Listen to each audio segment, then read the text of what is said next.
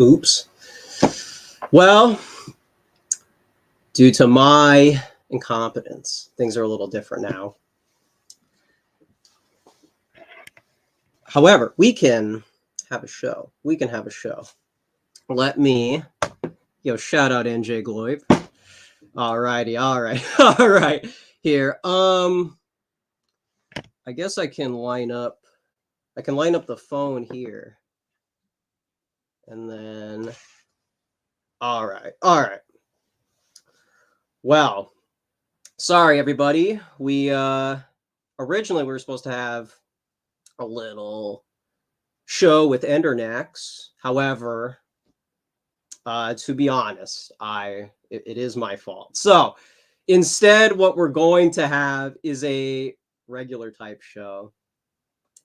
So sorry about that. A little complication on my part. So instead, we're going to talk about what I was planning on too. I saw some people in chat were discussing some of it already. And there's also a Paul Allen space at this moment. So a little ironic that this is supposed to be the Twitter intellectual side of spaces, or excuse me, the YouTube side of Twitter. Something like that. And right now we got a Paul Allen show happening. So it's, excuse me for veering into their territory. But I thought we were going to go with Endernax right this minute. So, or at least around there. But that's all right. You know what? It's all right. Some people might just cancel the show outright. But you know what? Let's just have a little cozy stream here, all right? I said we were going to be doing more streams this year. So hey, let's not be too hey, see somebody in chat, little familiar person. And we got some people on Twitter. So, hey, we're doing the dual streaming / space. So a little bit different. For those tuning in without rehashing the Endernax episode and then the last stream of the debut for this year. We were kind of addressing some of the things that happened in spaces already. See, it's a little difficult now that the Endernax thing's off. Well, look, here's the thing. We went over some of the lore in the spaces, and then we clarified what exactly we're doing here with Loud Sound Epicenter. So a little bit different, but I would have been curious to ask Endernax some of the context. But you know what? I think we'll get to that at a later time. So instead, I think what we're going to do is respond to some of the things. I think it may have been last week. I'm getting my time a little off at the moment. I'm trying to reschedule the show live on camera and also try to reorganize some of the stuff from the last stream without sounding repetitive. So excuse me, a little different stream, but I'm glad everybody's tuned in. Vingol, Toddman, Chess Jimmy's, Tara, an American Dissident. Well, cool to see everybody. And Charles on Twitter, NJ Gloip. Hey, it's cool to see everybody. It's cool to see some familiar people right here. All right, well, I wanted to talk about Paglia. Because for those that don't know, and if anyone was watching the Endernax stream, I only caught some of it, so I apologize if it's redundant for the cozy audience. But Paglia has been somebody who I was hesitant to bring up, and we won't rehash the last stream. We'll try to have some new content here. Winston Wolf, all right. And we got Bass Guitarist on Twitter. So it's a different show. Impromptu stuff. So instead, I wanted to kind of reference earlier, since we already talked about the LA event, the Barry Weiss Free Press event. And after that, there's been a Filthy Armenian event. There's been some, we went over some of those details. However, a newer development, I think around last week, some of the people who are part of that scene were on Twitter, on Twitter. And they were talking about this clip, or reacting to it rather. And maybe I should just, I was thinking about this earlier. we don't really, even though we talk about Twitter, we rarely share the screen. So maybe that would make this a little bit more organized. But hey, we got Cody Browning, Zhang. Okay, see, okay, I feel like we're falling back into comfortability. So thank you guys. Thank you guys for helping me out here. A little impromptu. I wasn't prepared to do this, so let me do a last minute one laptop setup. So for starters, and it's kind of funny how many familiar characters are here. So let me start with the tweet, which may have caused all of this. And there's some other context as well, but just to address some lore for the title here. All right, here we go. And we don't need audio. We just need the tweets. Can we not just get the clip? Could we get, how about this? Okay. So let's pull up. We got Ryan Gerdusky, who's, I have his books somewhere. But for those that don't know, populist type, talking about the populism going throughout Europe. And this is somebody who's more of a DC insider type. So again, from my perspective, I don't work in DC. I don't have the type of restraints that somebody who's working in professional politics has. Although that doesn't mean I have to be super antagonistic and make myself unemployable too quickly. So this is somebody I've talked with before in spaces. You guys are probably more familiar with him through Twitter. Nick's brought him up on the show, adjacent with some of the Gavin Mario Wax, New York Republicans, et cetera, et cetera. You guys probably know the gist. He put out a tweet, a clip from Charlie Rose's show, who a lot of Zoomers probably rarely check out that kind of stuff. But for me, it's kind of up my alley. A lot of the Charlie Rose 90s era interviews. It's in this almost Lynchian type setup interview-wise. And Lynch may have gone on the show, I think, once before. But anyways, there's this Charlie Rose interview clip where Paia is describing, I think, the decline of academia in America. And this is what kind of makes her palatable to a lot of conservative types. She was kind of ahead of the curve on woke on the college campus, the Shapiro type talking points. And it's funny because there's a Jordan Peterson interview with her. And maybe I should just say briefly, for multiple reasons, briefly, one of the first things she says in that Peterson interview is she talks about the kind of snobbish attitude of New York Jews. And this is, Paia is somebody who I think has worked professionally in academia and has some kind of behind the scenes lore with some of the elitism that happens on the campus. So she was coming at it, I think, from that perspective, just kind of a funny little moment. And for those who might be kind of exhaustive of Peterson and, Christina Hoff Sommers type content, this is kind of in that ballpark. And it's funny because Paia and Sommers were both interviewed around in the 90s to talk about wokeism of the time, liberalism going too far, feminism going too far, etc. And then they did another interview together years later, I think connected with AEI, American Enterprise Institute. So again, very similar to Gerdusky. These are all very professional, with the exception of Paia, very towing the line, political-wise, attitude-wise, and their timelines are very similar to Peterson. So I'm sure you guys know all of that, just to put some new content here on the stream. But Gerdusky clipped Paia talking about basically feminism going too far, liberalism, etc. But I think more so the professor types. And that tweet got about, it says over 5.6 million views on Twitter. And Gerdusky's kind of he's a pretty big account. It says over 131,000 followers. He's clicked up with, maybe clicked up's not the right word, but friends with Ann Coulter, that other person. She hangs out with. I briefly went into a space where they were talking about, I think, the Iowa caucus.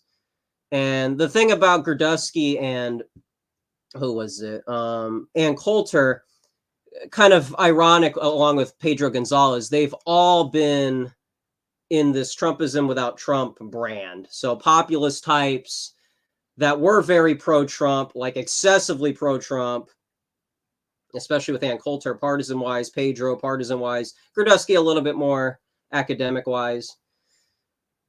And now they're all DeSantis adjacent, just more vague populism rather than Trumpism. So it is kind of interesting. You see all those archetypes, and that was one thing I was going to mention with Endernax. Was one of the things that might be confusing with this channel. We talk about all these familiar people, but more so, rather than being too partisan, I think we're trying to be a little more just trying to describe all the different archetypes. And so it's a lot easier to understand some of the shenanigans that go on in Twitter spaces and some of the dissident right drama and stuff like this that we're about to go over with kind of a description of the archetypes rather than these people have clicked up over here. So, I kind of also say the type of language that gets used in the more blood sportsy type spaces. But for the sake of this channel, not to be too derivative of the spaces that are already happening, like the Paul Allen one, which I think might still be happening. I think this is maybe a nice little space to be a little bit more different. We got Jalen. Jalen's been tuning in. Every time Jalen shows up, the space always seems to accelerate beyond my expectations. So, hey, shout out to Jalen for pulling up to the right spaces. But anyways, we got some people in chat. Okay, do we have a critic in chat? I think we already went over the William / 2018 throwback spaces. So, we don't have to rehash some of that. What does Trumpism without Trump even mean? Basically, this concept that, and this is very typical DC talk, the idea that the 2016 Trump revolution is not exclusive to Trump, that you could have effectively a Matt Gaetz type person who's palatable, kind of respectable conservatism that's not exclusively partisan like Trump, and you can effectively have the same palpability electorally, and the idea that you don't really need Trump, who has some baggage. And, Pedro Gonzalez is correct that the Trump admin had some dilemmas, et cetera, et cetera. However, where we're different from Gerdusky, Coulter, Gonzalez, is these people are very partisan towards a more DeSantis adjacent faction. And obviously, people over here are more friendly to the Groypers, the Zoomers, the partisans. We understand that Trump is kind of key in this new populist wave that is, it's funny. Before I went live, yesterday, my dad was asking me, are we going to talk about Trump on the show? And I basically kind of shrugged it off. That's politics. We're going to do something else. My father may know a few things. I think he's maybe vindicated here. But anyways, we're impromptuing the show. Okay, so we're having some more context, and it's also nice airtime for a reminder. But yeah, I guess we're going to talk about politics on the show. Sorry, a little bit different this time. But yeah, so I think it's a little difficult for voters to understand why would the DeSantis people feud with Trump people. For those of us that are on the timeline, for those that are kept up with Scott Greer's content, you understand there's a lot of civil war and civil war politically, and there's these different archetypes that may not be totally visible to your average voter, et cetera, et cetera. This is why I don't want to talk about politics, man. I feel like this is a boomer show now. This is radio, conservative. Anyway, okay. You guys know all that. This Gerdusky tweet got so many views. And when I saw it, I was like, oh, okay, yeah. Some of us are familiar with some of the Paglia stuff, fast-speaking Italian woman. She would have opposed DEI and wokeism and the excessive wing of transgender stuff. Okay. However, some people, a faction on Twitter, is very sympathetic to Palia as kind of this figure that makes sense of a lot of the types that are on Twitter. And we talked last stream about Sigma, this person that went on the Whatever podcast. However, rather than be your conventional e-girl, she went on there and kind of leaned into some of the Nietzschean take on history, Darwinism. And I don't know if she talked about eugenics on the show. I'm not an avid viewer of whatever. But basically on the Twitter space, she kind of had this Palia, Hanania-esque personality that seemed to make Richard Spencer cringe a little bit, at least verbally, kind of backing away from that kind of archetype, which might surprise people because Spencer's friends with Dutton, Brahmin, and these types seem very similar to Sigma and Hanania. However, Spencer's not been very deferential towards Hanania, but from a Zoomer perspective, from a Groyper perspective, for somebody who's not caught up with all the spaces and podcasts, this might just seem very strange. How do you even get people like this? Where do these people come from? Well, to refer back to the Gerdusky tweet, a lot of Zoomers may not even know who Palia is. They might not even know the connection between the Red Scare crowd, this new wave of e-girls. We talked about the return of some of the Wignats early this year, and maybe we didn't get so much into the e-girl side. But this, the political stuff, the Nietzschean right, that's more the Bab sphere. The thing with the e-girls, and, I think we mostly talked about Sigma, but this applies kind of more broadly to all these different, maybe not newcomers, but relative to us, newer accounts. There was one account that seemed to be new almost a year ago today, maybe a little bit longer, like in March. But it just seemed like a lot of these people, and maybe I'm also playing catch up. Maybe these people have been around much longer, but people that were kind of went viral recently, and maybe you see some of them on the timeline. A lot of them have been defending Palia, and a lot of them seemingly seem to have their whole identity wrapped up in this kind of wave after Red Scare and a lot of these viral tweets. A lot of it is kind of a trend that goes back to this culture critic from the 90s. And maybe that just sounds like, well, the Groypers have Nick. What's that Thomas tweet? Maybe we should pull that up. Thomas had that thing about, what did the Groypers got? They got Nick and Cozy TV. And what do we got? I'm sure you guys may have seen some of that. And maybe this can kind of help put it into perspective. But one thing that was kind of interesting was back when I went to the LA event, the Barry Weiss Free Press event, that was kind of the beginning of me being a little less sympathetic to Palia, because yes, she's first wave, but very critical of second wave feminism, very not anti-white, the kind of professor that would give you an easier time if you were a dissident, whether it was politically or artistically, but one thing that's kind of shown itself on the timeline and with some drama in certain factions is a lot of people are very uptight that somebody would be so critical of Palia, that somebody might say, maybe she said some things, but overall, this is effectively not somebody who's going to be very useful when fighting against liberalism, feminism, the post-1960s American social project. And what the critique from the pro-Palia side was reduced to was it's sour grapes from the critics. They come across as people who weren't invited to the dime square parties. And so what you have is a bunch of resentful people who are very critical of Palia because she represents kind of a new flair that could be popular among the dissident right. And maybe it's not fair to call everybody in this e-girl Red Scare faction dissident right. Maybe they're really not that dissident and maybe not that right wing either. So it's kind of a strange thing.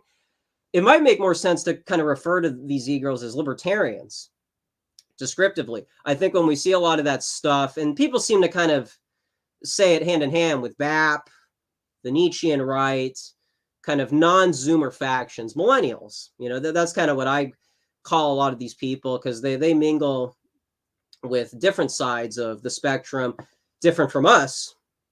And so just descriptively, they're a little bit more eclectic than the Groypers, and they're more eclectic than maybe your average Zoomer who doesn't want to check out all these different podcasts and streams, etc. But what was kind of interesting is last stream, because I think this all happened after last stream. I was referring to this Twitter space where Sigma came in, and I mean, it's just a very odd archetype, pro-eugenics, Hanania-esque, Nietzschean e-girl. I mean, am I the odd one for thinking that's a little out there? In a space with Spencer and Paul Allen, I mean, we need a timeout. We need a referee to what's the vocabulary for all these factions? Excuse me with that. But that was my response, was all these types in that Twitter space. And that's appropriate for the show that's talking about Twitter, reacting to it. But I also think something that was kind of maybe incidental was this Gurdusky tweet. When did that come out? The Gurdusky tweet happened. It says, what are we doing here? Yeah, we got Easton Broadcast. Shout out to Easton Broadcast. We're so back. January 17th. So my stream may have been before that. And of course, Gurdusky's talking about this Charlie Rose interview, et cetera, et cetera. But it's just kind of ironic, One of the other things, again, not to talk about predictions, but this show is also trying to get ahead of some of the current events, contextualize some of the factions, the pop culture take on the political stuff, showing all the archetypes. Last stream, we were talking about Paglia, the Nietzschean right, some of these, talking about e-girls, but mainly kind of pinning it to Sigma. And then this Gurdusky thing happens, and you get all these people, Filthy Armenian, Jack from the Perfume Nationalist, who has this podcast, which is like a movie critic thing. All these people, and the Red Scare girls, the e-girl faction. What we were talking about on the show ended up becoming more explicit after this Ryan Gurdusky tweet. So maybe it's a little difficult to do the show right now after we already kind of rehashed it in the context of this Twitter space. This is specifically talking about another Twitter drama, which, for those that want like the lore, I guess they could refer back to the last stream. But, for those of us that are kind of paying attention to all this different stuff, things like this seem inevitable.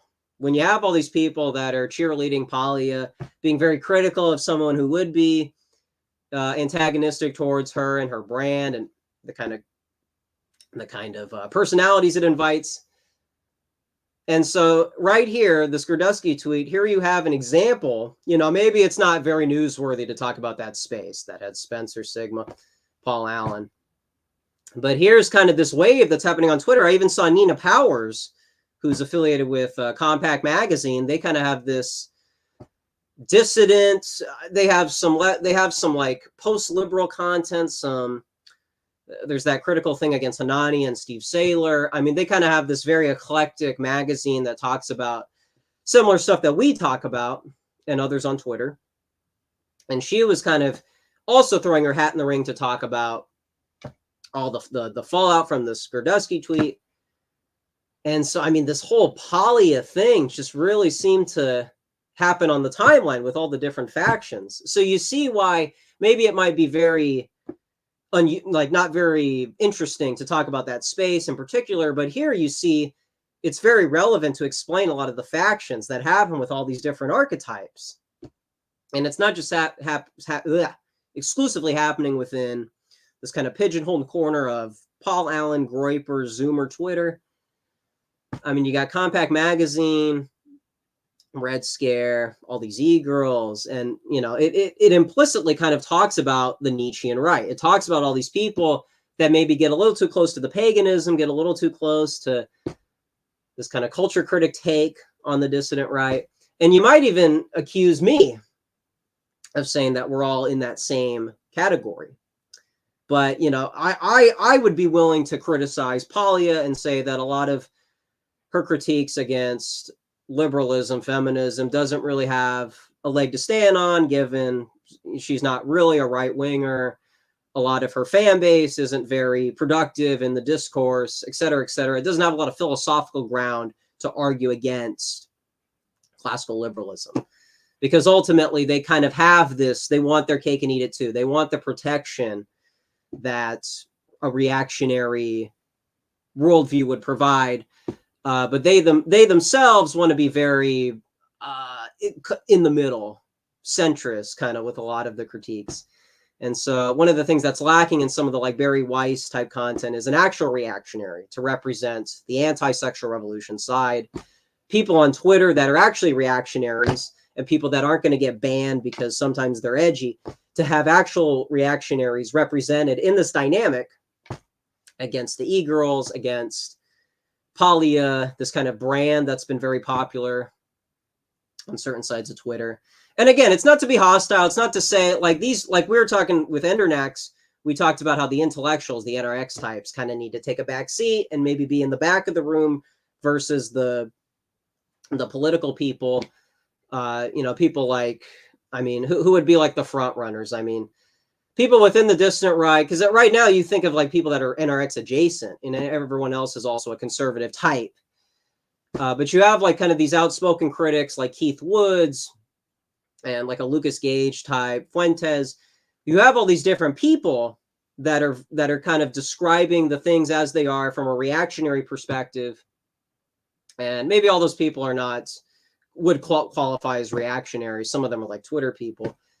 But just to throw out some names out there, like Keith Woods would be a good representative of somebody who, when you have some of these culture clash debates, town hall type things outside of the Twitter spaces, reactionaries don't really have representation in the quote unquote free speech, free safe space in a lot of these, intellectual type things, NRX. Like there's this Hanania debate that's going to be happening in February. And you have Hanania and you have an NRX, and maybe the reactionary is going to kind of do the historical critique against democracy. But this is somebody who's older. This is somebody who probably most of his fan base is not Zoomers. So it's about trying to put into context what's going to be the future. Is the Paglia pitch going to be the most palpable thing for people that are lurking on Twitter and becoming reactionary? Is that the best content that they can hope for? Is, an NRX critique against Hanania the best philosophy moving forward? Again, we were critical of Charlie Kirk and Shapiro for me personally, because they were older and they allegedly were the college face, and these guys are all older than us. The college face needs a college demographic, a college person, college age person. So where are the Zoomers that are going to be very vocal? And, not to say everybody has to face docs, and I'm just saying, kind of generally speaking, Keith Woods is a bit of a younger guy on the cusp. But where are the, not for us to step out, but where is the respect for Gen Z? Where is the representation in these town hall type debates? Where is the hearing out of Gen Z reactionary thought that is not just from a spectator's perspective? All these people that are organizing, they're all millennials. They're all people that probably have memories of the Usenet days or NRX. And, we understand when it's conservatives. Conservatives don't represent us. Not only are they boomers, but they're conservative. We're young and reactionary. Where's the young reactionary organization? Where is the, outside of media and outside of Twitter, where is the young kind of, or at least the respect that this demographic is palpable, that it's not just pigeonholed in this political faction? That's kind of the defense here, rather than to cheerlead for a specific figure or a certain clique. Where are the people? Man's World magazine talks about dissident content. They talked about Spangler, and it's effectively this kind of self-help, kind of Nietzschean outlet. We can talk about dissident ideas outside the mainstream. And, if we looked at some of these writers, they're all older guys. Everybody that is young and dissident doesn't get a lot of representation in the dissident right. You understand all that. But so anyways, little rambly. Show's a little impromptu. So sorry it's not quite like last time, but that's what I mean. That's what I mean by, so what do you want? You know, what I want is like young guys that have their own magazine, that have propaganda on the timeline, that isn't just Twitter Spaces, that have outlets. And if there's going to be millennial outlets, of course, they're already out there. But it's very gatekeepy. It's very distant. Don't really know what's going on over there. It's all those politicized, edgy Zoomers talking about my friends, talking about, you know, a little too close for comfort. But anyway, I feel like I'm a little bit rehashing the last show, but it's just kind of ironic. This Paglia controversy happens right after the Twitter space phenomenon. You know, that wasn't a big moment, but I mean, this wave on Twitter, that's way bigger than that Twitter space. And somebody's are pitching in to say, you know, what's the take on Paia? She's complicated.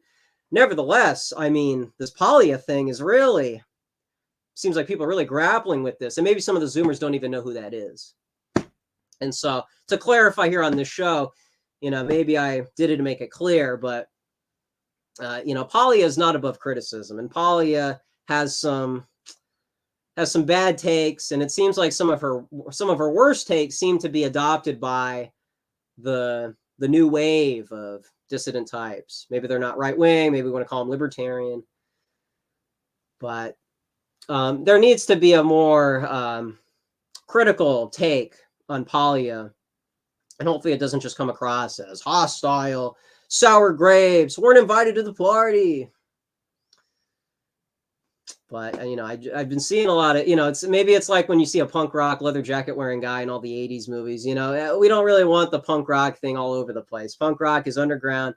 Paia thing is really not meant to be this mainstream thing. And even on the dissident wing, we don't really need people to be upset because somebody would dare to criticize this culture critic.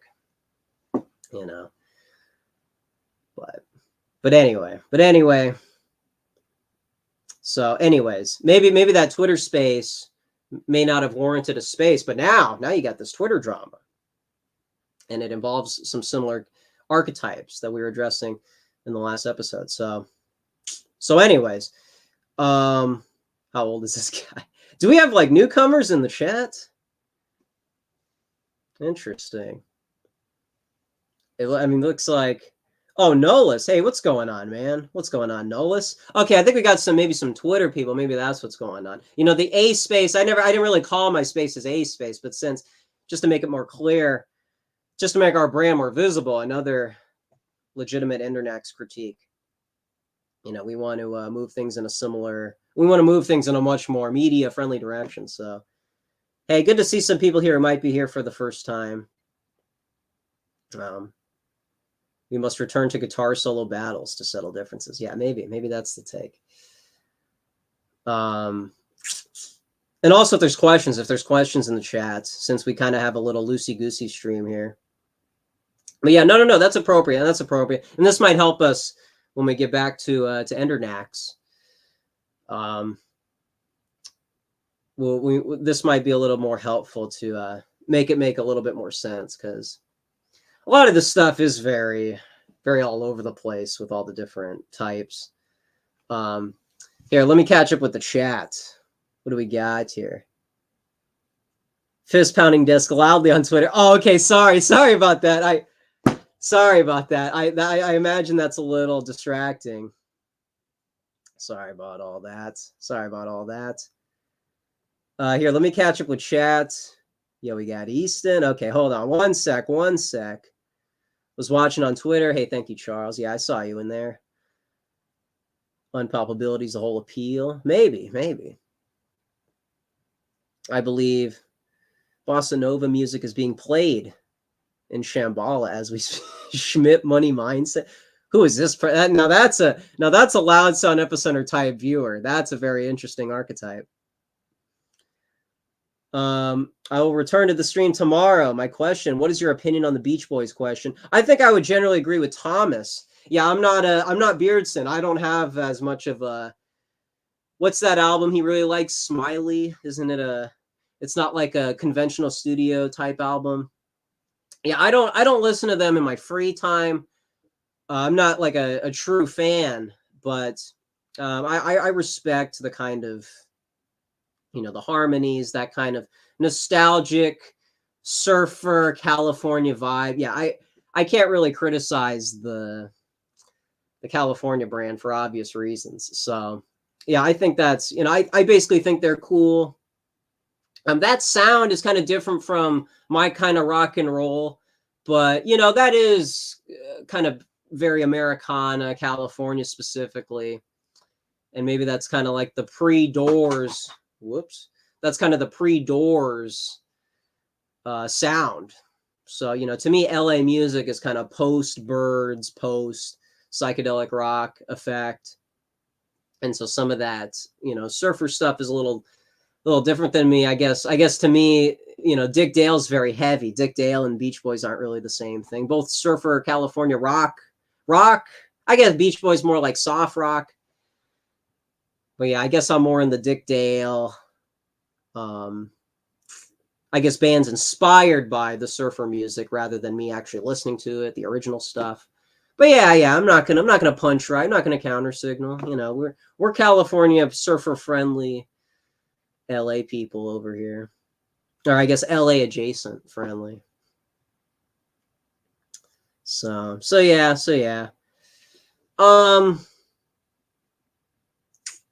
Well, yeah, I'm a little bit in an awkward spot here. I don't know. We can do a little Q&A. What else happened? It hasn't been too long. So this is a nice problem to have, because usually we have these big gaps between the streams, and now it's like, we don't have as much content in between streams. So hey, that's a nice little problem.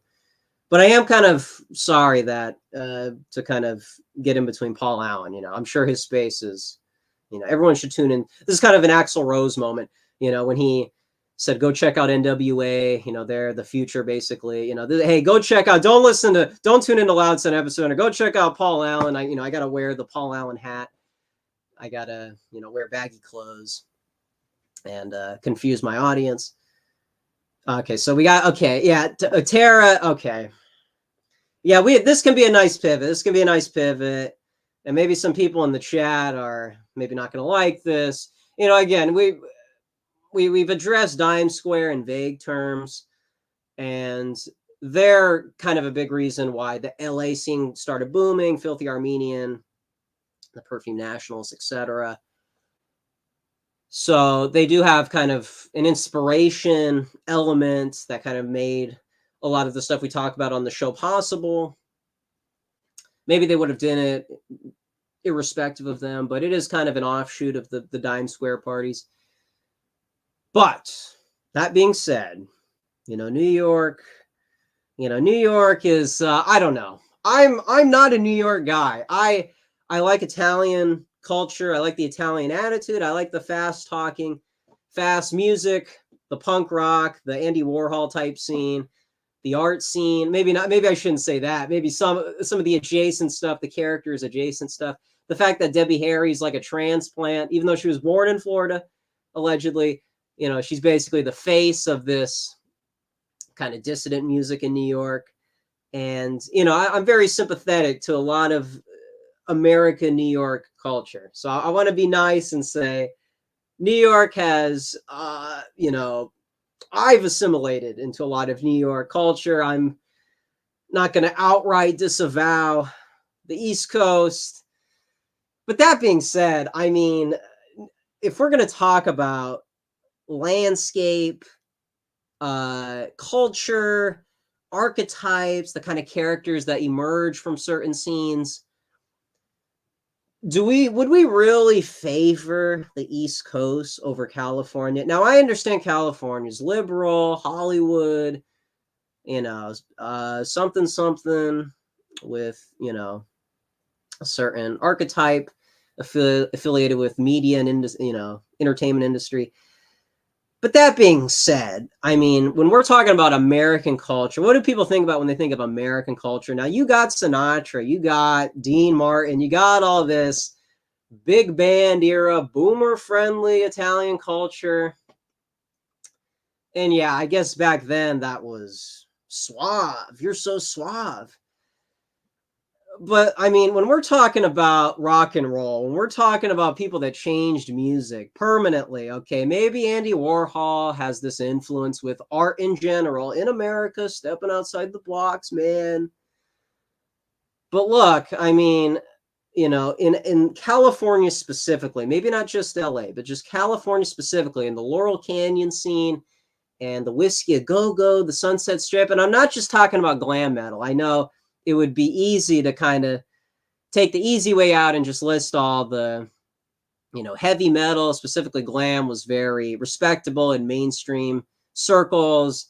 Even, soccer moms know about glam metal from the 80s. It's become ubiquitous. But I'm not even talking about that. That's kind of the get out of jail free card answer. I'm talking about late 60s, 70s. LA was like the place to be for a lot of culture defining American culture. And, all those stories, like all of the stuff with the Doors and all of the, the Village Voice and Life magazine and the Culture Critics and Richard Goldstein, Paul Rothschild, don't let the names, very easy critique can be made there, but don't lean in. I'm just saying, you got all these entertainment industry types who recognize that LA was like the place to be when it came to like changing American culture. And it wasn't from these transplants, it wasn't a Debbie Harry scenario. It was people that went to Venice Beach. It was people that went to UCLA, Pasadena, okay, Van Halen. The West Coast, people want to make fun of LA because it's liberal and the crime. People from New York want to talk about crime. I don't think we want to go there. And so to put it into perspective, all these little cheap shots people want to talk about, California's a blue state now. And again, all this conservative critique. We're not conservatives. We got to step outside the paradigm when we're looking at each state. I'm not going to lean in and be like, oh, Rudy Giuliani doesn't run New York anymore. Oh, you don't have the, what was it? The conservative, what did they call it when the Republicans were like sweeping seats in like Congress in the early 90s? Was that the conservative revolution? Isn't that what they called the fusionism Reagan wave? I thought, but didn't they also call the 90s New York wave the conservative revolution, Republican revolution? Anyways, irrespective of that, I'm not going to take the cheap shot and be like, oh, I don't like the cold, so I don't like New York. I'm not going to be like that. But again, you have a certain archetype with New York culture, Frank Sinatra and Dean Martin, that kind of Italian culture. Okay. But in California, yes, it's also old. Okay. It is 60s, early 70s. That is what people would call boomer culture, but not necessarily so. Maybe people got to go back and listen to some of Thomas's takes with Gen X. I think there is a distinction to be made with the types of older folks that made California culture and then this very almost big band era wave that was dominating New York prior to the 60s. Okay. So that's the thing, maybe American dissident culture started in New York and you had that wave prior to 60s and Woodstock. But when we talk about rock and roll, and we talking about Zoomer identity, and we were talking about the beatniks and the hippies, and we were critical of them, of course. But the thing about having young people that were communal and organizing, a lot of that was California type culture. And I don't think we would disavow the kind of organization capacity that could happen on the West Coast. I don't think we would go to New York to try and adopt some of those types of skills. You know what I mean? We don't want to be the New York Republican Party. We don't want to be Dime Square. We are a distinct Gen Z identity. And I don't think we're looking to those specific types on the East Side. I think a lot of it, when we're talking about rock and roll and these subcultures that maybe are very similar to the distant right, I think we're more so sympathetic to a kind of Laurel Canyon 60s LA. And I don't want to say San Francisco because I think that opens up a lot of criticism. I'm not even going to say San Francisco. Maybe I'll even concede that one, some of the baggage. But I'm saying Laurel Canyon, LA, Pasadena. I think a lot of young people can find some Zoomer friendly personalities from those types of scenes rather than where do you want me to go in New York? If I pulled up to New York, where's the scene? Where's the party? Where's, besides Times Square, where are you going to send me to for a Zoomer that wants to become cultured in this very cool concrete place? Where are you going to send me to? Where's your avenue where it's all happening? Is CBGB still there? No. Is Max's Kansas City like the booming place? Maybe those scenes were popping off adjacent to Pasadena and some of the backyard parties in the LA area. Okay, I'll concede. I'm not trying to say like they had nothing around the same time. I didn't make that clear. So here, I'll walk that back a little. But where are you going to send me to? And then, are those scenes comparable to the California scenes that were happening around the same time in the 70s? Tell me, convince me that I'm wrong. That's what I mean to say. The archetypes are what I'm describing. I'm not saying New York has nothing. I'm not saying New York is Vermont or whatever. Not trying to be partisan against that specifically, but just as an example. I'm not saying they have no culture and California has all this. I'm not saying that. But, maybe just people forget. And maybe some people on the East Coast who grew up there, not naming names, maybe some people who are in New York, maybe never been to California, maybe don't know what it's like, maybe just don't know the lore. Maybe some people need to check some pride when it comes to some of the East Coast stuff. All right, I'm just saying it's more complicated. It's a little more complicated. All right. So again, I'm not anti East Coast. We're not partisan. But people want to take swipes at California, thinking that it's like this. Thinking that like what I said about CBGB's is gone, Max's Kansas City isn't what it used to be. They're going to talk about California like it's like that. I don't know, man. I don't know. Okay. Yeah, give me a break. Come on now. Where's the counter argument? Where's the... Tell me where the nice spot in New York. Tell me, where is it? Where are the cultural centers for Zoomers? Twitter.com. Do you see any places rising up to replace NYC and LA? We'll see. But that's, we want to spread some awareness on this show to even get people thinking about that. Do Zoomers even know how poppin' the LA scene was? Pasadena was. The backyard parties was in the 70s in the LA area. And even if you want to like go against me and say, no, New York, David Bowie saying that Devo is like, what did he say? Like effectively the gist was like, they're the future, they're the new cool thing, whatever he said at Max's Kansas City, allegedly, if those reports are accurate. If you want to say like, hey, look at this, you like punk rock? Where did the Ramones cut their teeth? Where did the Ramones originally start before they took that tour to Europe? And that's fair critique. But, these people that want to just become full-on partisan against California, like, what's that all about? Are we supposed to not respond? Are we supposed to just let that one go? Wouldn't it be Brooklyn? Hey, a familiar face in chat. Maybe it's Brooklyn. Maybe. I don't know. People want to be critical and then just be like, oh, you're coping. You have no argument. You're seething. Okay. Well, then name the place.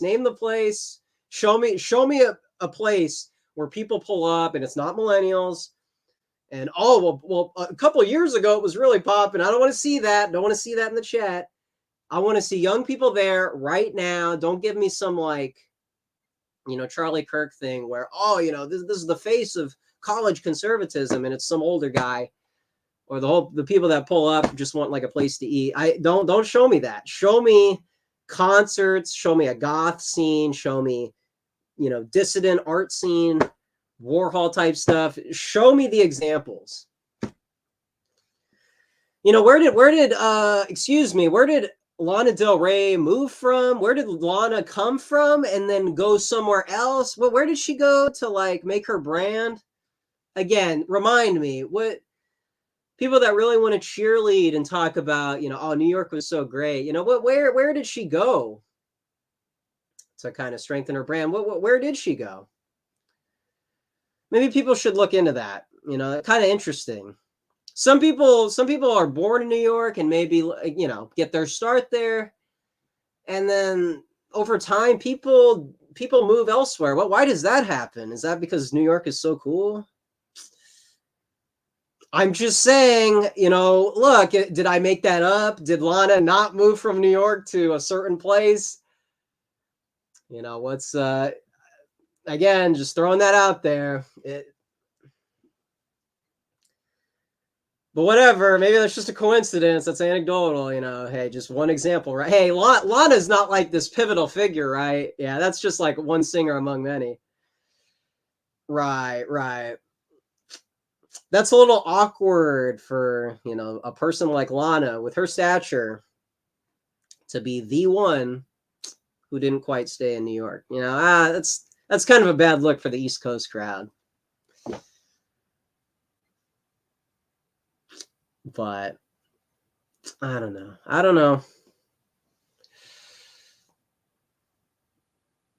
Culture centers for Zoomers, hipsters ruined everything. Well, do you mean to say millennials? We use a lot of different terms: hipsters, artsy types, theater kids, kind of alleviating the responsibility of a certain generation. The certain types that also kind of try to have hegemony on Twitter. Again, when you don't have that generational perspective, you kind of miss some of, who's trying to take over the culture spheres, who's trying to take over Twitter.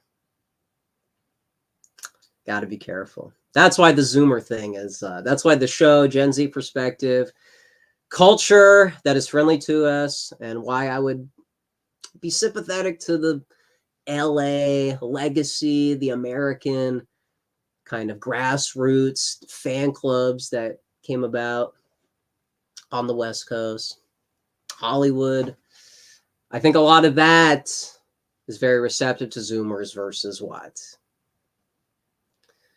Describe New York younger culture. Describe it to me. What? Do you really want to claim Dime Square? Do you really want to claim? So anyways. Yes, I know based. I know some millennials and some of them are fine people, but just saying, whenever there's these critics that agitate against the Zoomers and want to talk about, oh, you're not serious. Oh, what have you done? Well, we can see what millennials have done. They got a very public track record. And so maybe we're too young. Maybe the reason why millennials organize things is because it takes older people to kind of have that momentum, that fan base, and to get things going. I'm very kind of spoiled with Kai coming from like TikTok and conservative hype house, all these kind of young bucks that were very popular at a young age. Maybe the millennials have built up their fan base, and so it would be, what am I trying to say? It would make sense why they would be the ones organize it rather than us. We're a little too young, probably taking classes, etc. Probably having girlfriends, etc. Things that take up your time. A lot of Zoomers probably busy with stuff like that. But so I understand just mathematically it would be more likely for millennials to organize things. And so that's probably why it happens. But for Zoomers to kind of be thinking in this way, maybe the millennials don't have it all figured out. And maybe that East Coast mentality, maybe it's got some limitations. So, Again, not just not being partisan, but there's just some things. Is that okay? Is that all right? Gen Z, my culture. Is it world star hip hop? Maybe it is. All right, I think we're gonna bring in some callers. I think we're gonna bring some callers for the show to prevent the show from falling apart. We're almost getting the 1 hour point. If Easton, is Easton still in here? We can get Easton in here, and then and I also hold on while I got everybody here. Easton, stay in the Twitter space, and Cartoon, stay in the Twitter space. While I got some people here on this stream, I want to do some promo. Again, we're not going to get too specific with details. We're still in the early phase, but I want to do some promo, if I may, if it's not too much to ask, if I'm not being that guy. Humana. Let's pull it up. All right, we got some shenanigans. Some quick. We're going to get Reactive May's timeline to find this thing a little bit more quickly. Reactive May, like, I don't know how she retweets this many things per day. It's very overwhelming, but she was helping us out with some promo. Speaking of Gen Zers being a part of this, organizing a real space, not waiting for someone else to do it, millennials having the hegemony on the timeline and doing all these events. Okay, well, what are Zoomers up to? What are they going to watch a streamer? They're going to wait for the next one. They're just trying to max out their cozy streak, so on and so forth. You guys don't do anything. You have no culture. Millennials did it all for you. All your cartoons were reruns from millennials era. So you don't even have that to claim to. You guys are seething. You guys are terrible. You're an unserious movement. Your post irony is too much. Am I saying enough? Am I being accurate enough here? What else do they say? I just can't. I don't know when you're being serious. On and on and on. Where is this tweet? I'm trying to filibuster so I can Reactive May just retweeting thing. I guess like every other hour. My goodness. Okay, hold on. I'm trying to fill up some airtime while I find the space. Dude, what is going on here? So yeah, Zoomers, you guys are all groypers. It's all everything. Your whole framing of things is political. That's why you don't get along with other factions. Okay, did we pass the dude? Where is the tweet? Fine, I'm just gonna search. Okay, sorry about that. Oops. All right. So all that stuff, frankly, all of that, I don't even know how to even respond to all that. People would just want to make fun of us. I find it very disrespectful. But maybe some of us are a little tired of that and got something planning for the summer. Now, how about that? I'm going to put this in chat. For those that don't know, for those that may be out of the loop, hip-hop was born in New York. Yeah, how about that? People were being critical. People were defending New York in the chat. How about that? Are you going to own that one? Is that dissident culture? Hey, youth culture. All right. So how about this in chat?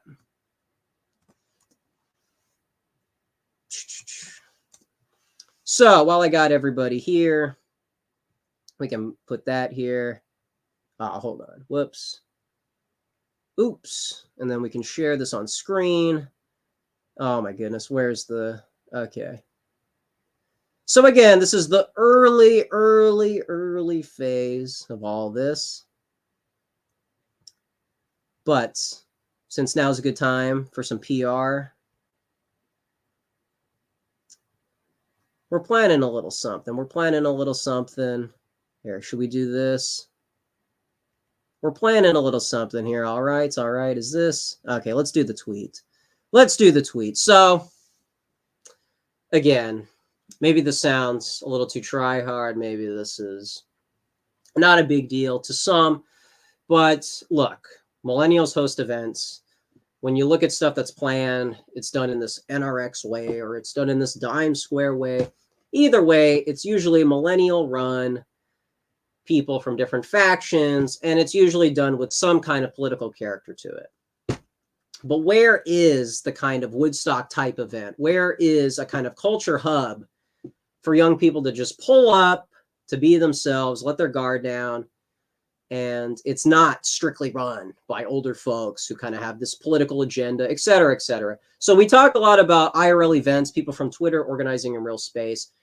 Why don't we try that? All right, why don't we try a little something? So for those that are in the Tennessee area, and for those that, again, we'll probably try to live stream it. We'll probably try to get some of the more details later on. But just while we have this stream going, and for those that think like we're never going to do anything and everything is just an online thing and a click and reacting to other streamers, we're going to finally try to maybe not me specifically, but stuff like this should be commonplace, should be seen on the timeline, so that, you know, anyone that's in the area, I think would might be interested. So, you know, again, there's a lot of political type events. There's a lot of adjacent events, and from different cliques, factions, but a lot of it's just very political. And we talk a lot about how much we're tired of that. So how about that? How about, is that loud?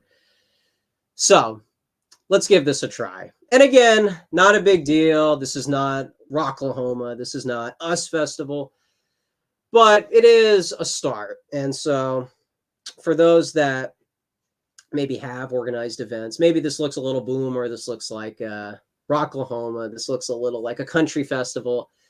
But I think just, you know, to have something for this year, that's not just a bunch of streams on this channel. We're going to try to, and again, you'll find out some of the individuals later on, maybe some people you recognize. But this is just a sneak peek of what's to come for the summer. And we'll probably be talking about this a lot more as it gets closer to the date. So again, so yeah, people in the Tennessee area, you know, usually I think we talked about another Tennessee type event, which was very political. And, you know, I understand it's kind of like an older operation. This is, I think, going to be a little bit more youth-centric and a little bit more Gen Z friendly. And maybe some of the critiques that would happen at a so-called, I basically just almost said it, at the Tennessee event, is you get a lot of like countercurrents, Amren, you know, some like older types that are very much leaning into the, you know, racial politics, reacting to the news, you know, the usual stuff. It's Tucker Carlson, but based, you know, it's dissident. It's not populist. It's more pure nationalism. Okay. All right. Well, for this time, I think we're going to have something a little bit different for those that are a little bit more culturally minded and may think that the only thing they have to look forward to are these political events. So, hey, let's see if we can have a little bit more fun stepping outside and kind of doing our thing amongst a kind of more Gen Z crowd in a much more Gen Z direction, you know. That's not just derivative of other factions, other cliques, et cetera, et cetera. I feel like I just always repeat that. But anyways, so again, this is a sneak peek. Maybe this is one of the first official announcements on the channel rather than a Twitter space, but you know, just something out there, you know. So yeah, there you go. Well, again, just a little operation. And if anyone's in the area, maybe they want to pull up, maybe they can afford to come and check things out. You know, maybe people show up, you know, maybe a little something. But anyway, we've been talking about all kinds of IRL stuff, Twitter things getting into the real space. But still, we're stuck in that reacting to this other clique organized something. Somebody older than me did something. What about us? You know, where's our dime square type thing? But anyways, so again, not too many details right now, but we're gonna, you know, we'll maybe you guys might want to tune into the show to see some more updates. So. Again, I know it's a difficult thing to announce and then not really have much to say afterwards, but anyway, so yeah, I guess this is my Ricky Rackman era. This is my MTV music critic, art critic arc, really pivoting, really leaning in. So, and anyone else, everyone else too, I think might have something to get out of it. But oh, the other thing, I guess we do have some stuff to talk about. The other thing, thanks to Dalton, shout out to Dalton. Maybe he's tuning into chat. Maybe he's anonymously listening. Who knows? But if he's not tuning in, regardless, thank you to Dalton Clodfelter over at Cozy. He was nice enough to green light an article that, was kind of just like a review, really. But I think we're going to be collaborating throughout this year, more so in the writing Substack genre. So I think Internet's also kind of alluded that, maybe Substack is an appropriate way to like brand the show or like to put content out there. Just in general, that's, one of the ways that Zoomers can get their stuff out there. There's the American Book Club. Is NJ Gloip here? He may not be here anymore, but NJ Gloip, is affiliated with the American Book Club, and that's where you get Bookcat and Wendell, all this like American history, pre-50s American history, protectionism type stuff, more economically minded stuff, kind of stuff outside my wheelhouse. And if I talk about the Culture Critic, Rolling Stone magazine type stuff, and then don't write anything, that's a little counterintuitive. So Internex is right. It's right. Little hypocritical there. But thanks to Dalton, he was able to, he did like this review.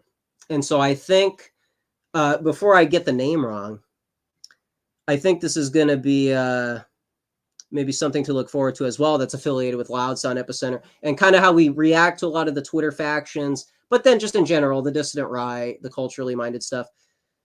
When you see dissident right stuff, even somebody like Anna Kay will basically get a hit piece written about things that she's vaguely affiliated with, in that, like, the art scene is becoming fascist article. I forget what even outlet that was, but you'll see these kind of hit pieces, not just exclusively to Groyper spheres, but also in this kind of Red Scare faction. That's not to say that they're really that reactionary, but just as an example, whenever you hear about or you see articles written about the dissident right, it's always these hit pieces. And so there's not really positive or neutral coverage of just things happening online, kind of the Catherine D angle, the Marshall McLuhan angle of a lot of the media landscape. And so thanks to Dalton, who seemed to be thinking in a similar way, thanks to a Twitter space, a Twitter space where we even realized that this could be a possibility, more evidence that Twitter spaces kind of create these alliances, cooperations, etc., bring Generation Z outside their political echo chamber. He was nice enough to have this article out, and I think we're going to be doing some similar writing. This was more so about Nick's reaction to the Alex Jones, Darren Beattie January 6th stream. I know that's kind of old news by now, but you guys might want to check it out, because it's not just about kind of Nick's reaction to it, but we kind of broadened the topic to, like what we talked about in the last stream, with kind of some of these overlaps between the hippie archetypes, which are present in the dissident right, and it kind of puts the show into perspective. Maybe this sounds a little rambly and repetitive from what we already said, but here, let me go back on Twitter. Sorry, we're really relearning all this stuff. Yo, Nate, sorry, I'm like reacting live to all this. But anyways, Substack. So Substack, I guess it took us long enough to take Substack seriously. Apologies for that. But this is the Imperial. The Imperial, that may not be the long-term title. Some of this stuff might be behind a paywall. I tried sending this, and it may have been difficult. But here, let me share this in. Let me share this in chat, and then we can share the screens. A little counterintuitive for this to be like a Zoomer stream, but then it's very boomer tech. Excuse me. Okay, sorry about all that. But hold on a sec. Let me get my bearings here.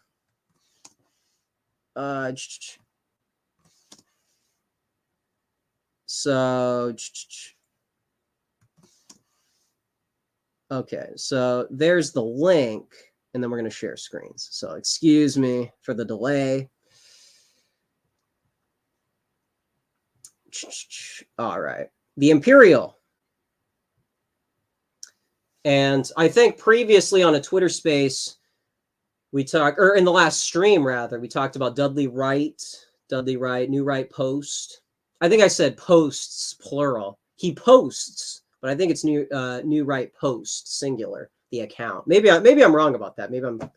But anyways, we talked about doing basically Substack content moving forward, and I've been procrastinating on this one article about Twitter Spaces. So if he's watching, I'm sorry about that. But we're going to get to that later on, probably this week. And then, meanwhile, the Imperial was, Dalton was nice enough to put some content out that's very overlappy with the show. And so Dudley Wright, Dalton, Substack, I think, as far as like content, not just the Twitter Spaces and these streams. If you guys miss some of the content here, I think we're really trying to lean into some of the gonzo journalism type stuff to put these archetypes into perspective, but also have that, again, Marshall McLuhan. If you guys don't know, Marshall McLuhan, maybe I'm having like a boomer moment. Have you guys even heard, man, of this? But I think Marshall McLuhan's content, his perspective rather, is very palpable with a lot of the Substack content that we're going to be doing, whether it's the Imperial or whether it's Dudley Wright.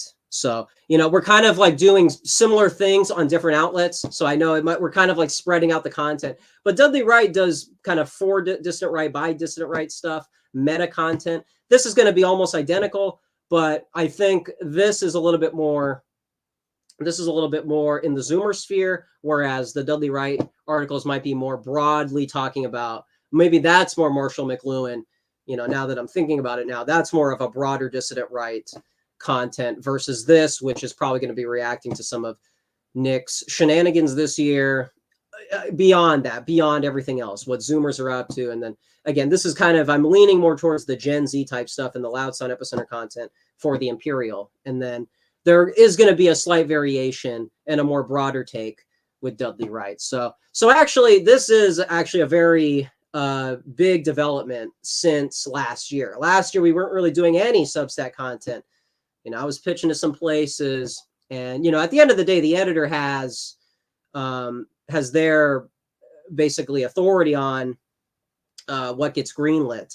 But for some of these people, again, some Zoomers, I guess Dudley Wright's not exactly a Zoomer, but for some of these guys, these accounts on Twitter that maybe are tired of the geopolitical spaces like Suleiman, Sam Parker, Lucas Gage, and then the Middle Eastern politics.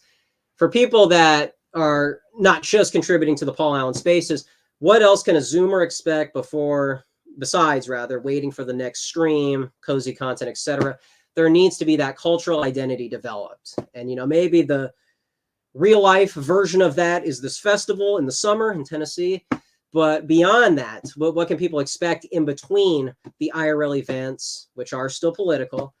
There's got to be some pop culture friendly content, which is basically what this show does.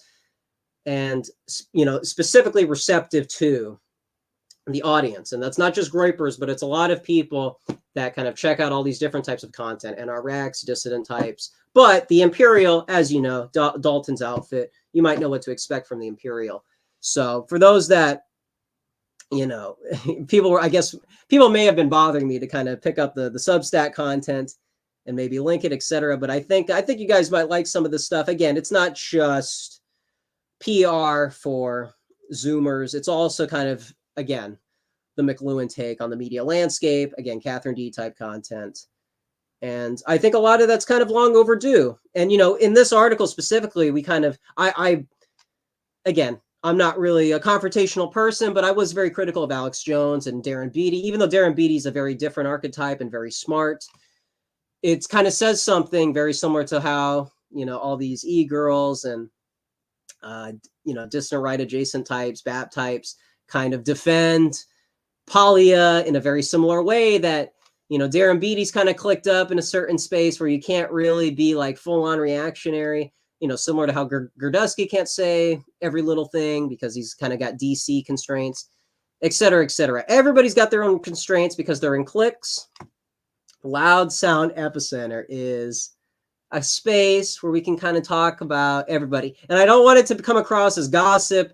You know, maybe some of the drama gets closer to that territory. But as far as the Imperial and Dudley Wright, some of the Substack content that's probably going to come about, this is not National Enquirer. This is not grocery store magazine tier stuff.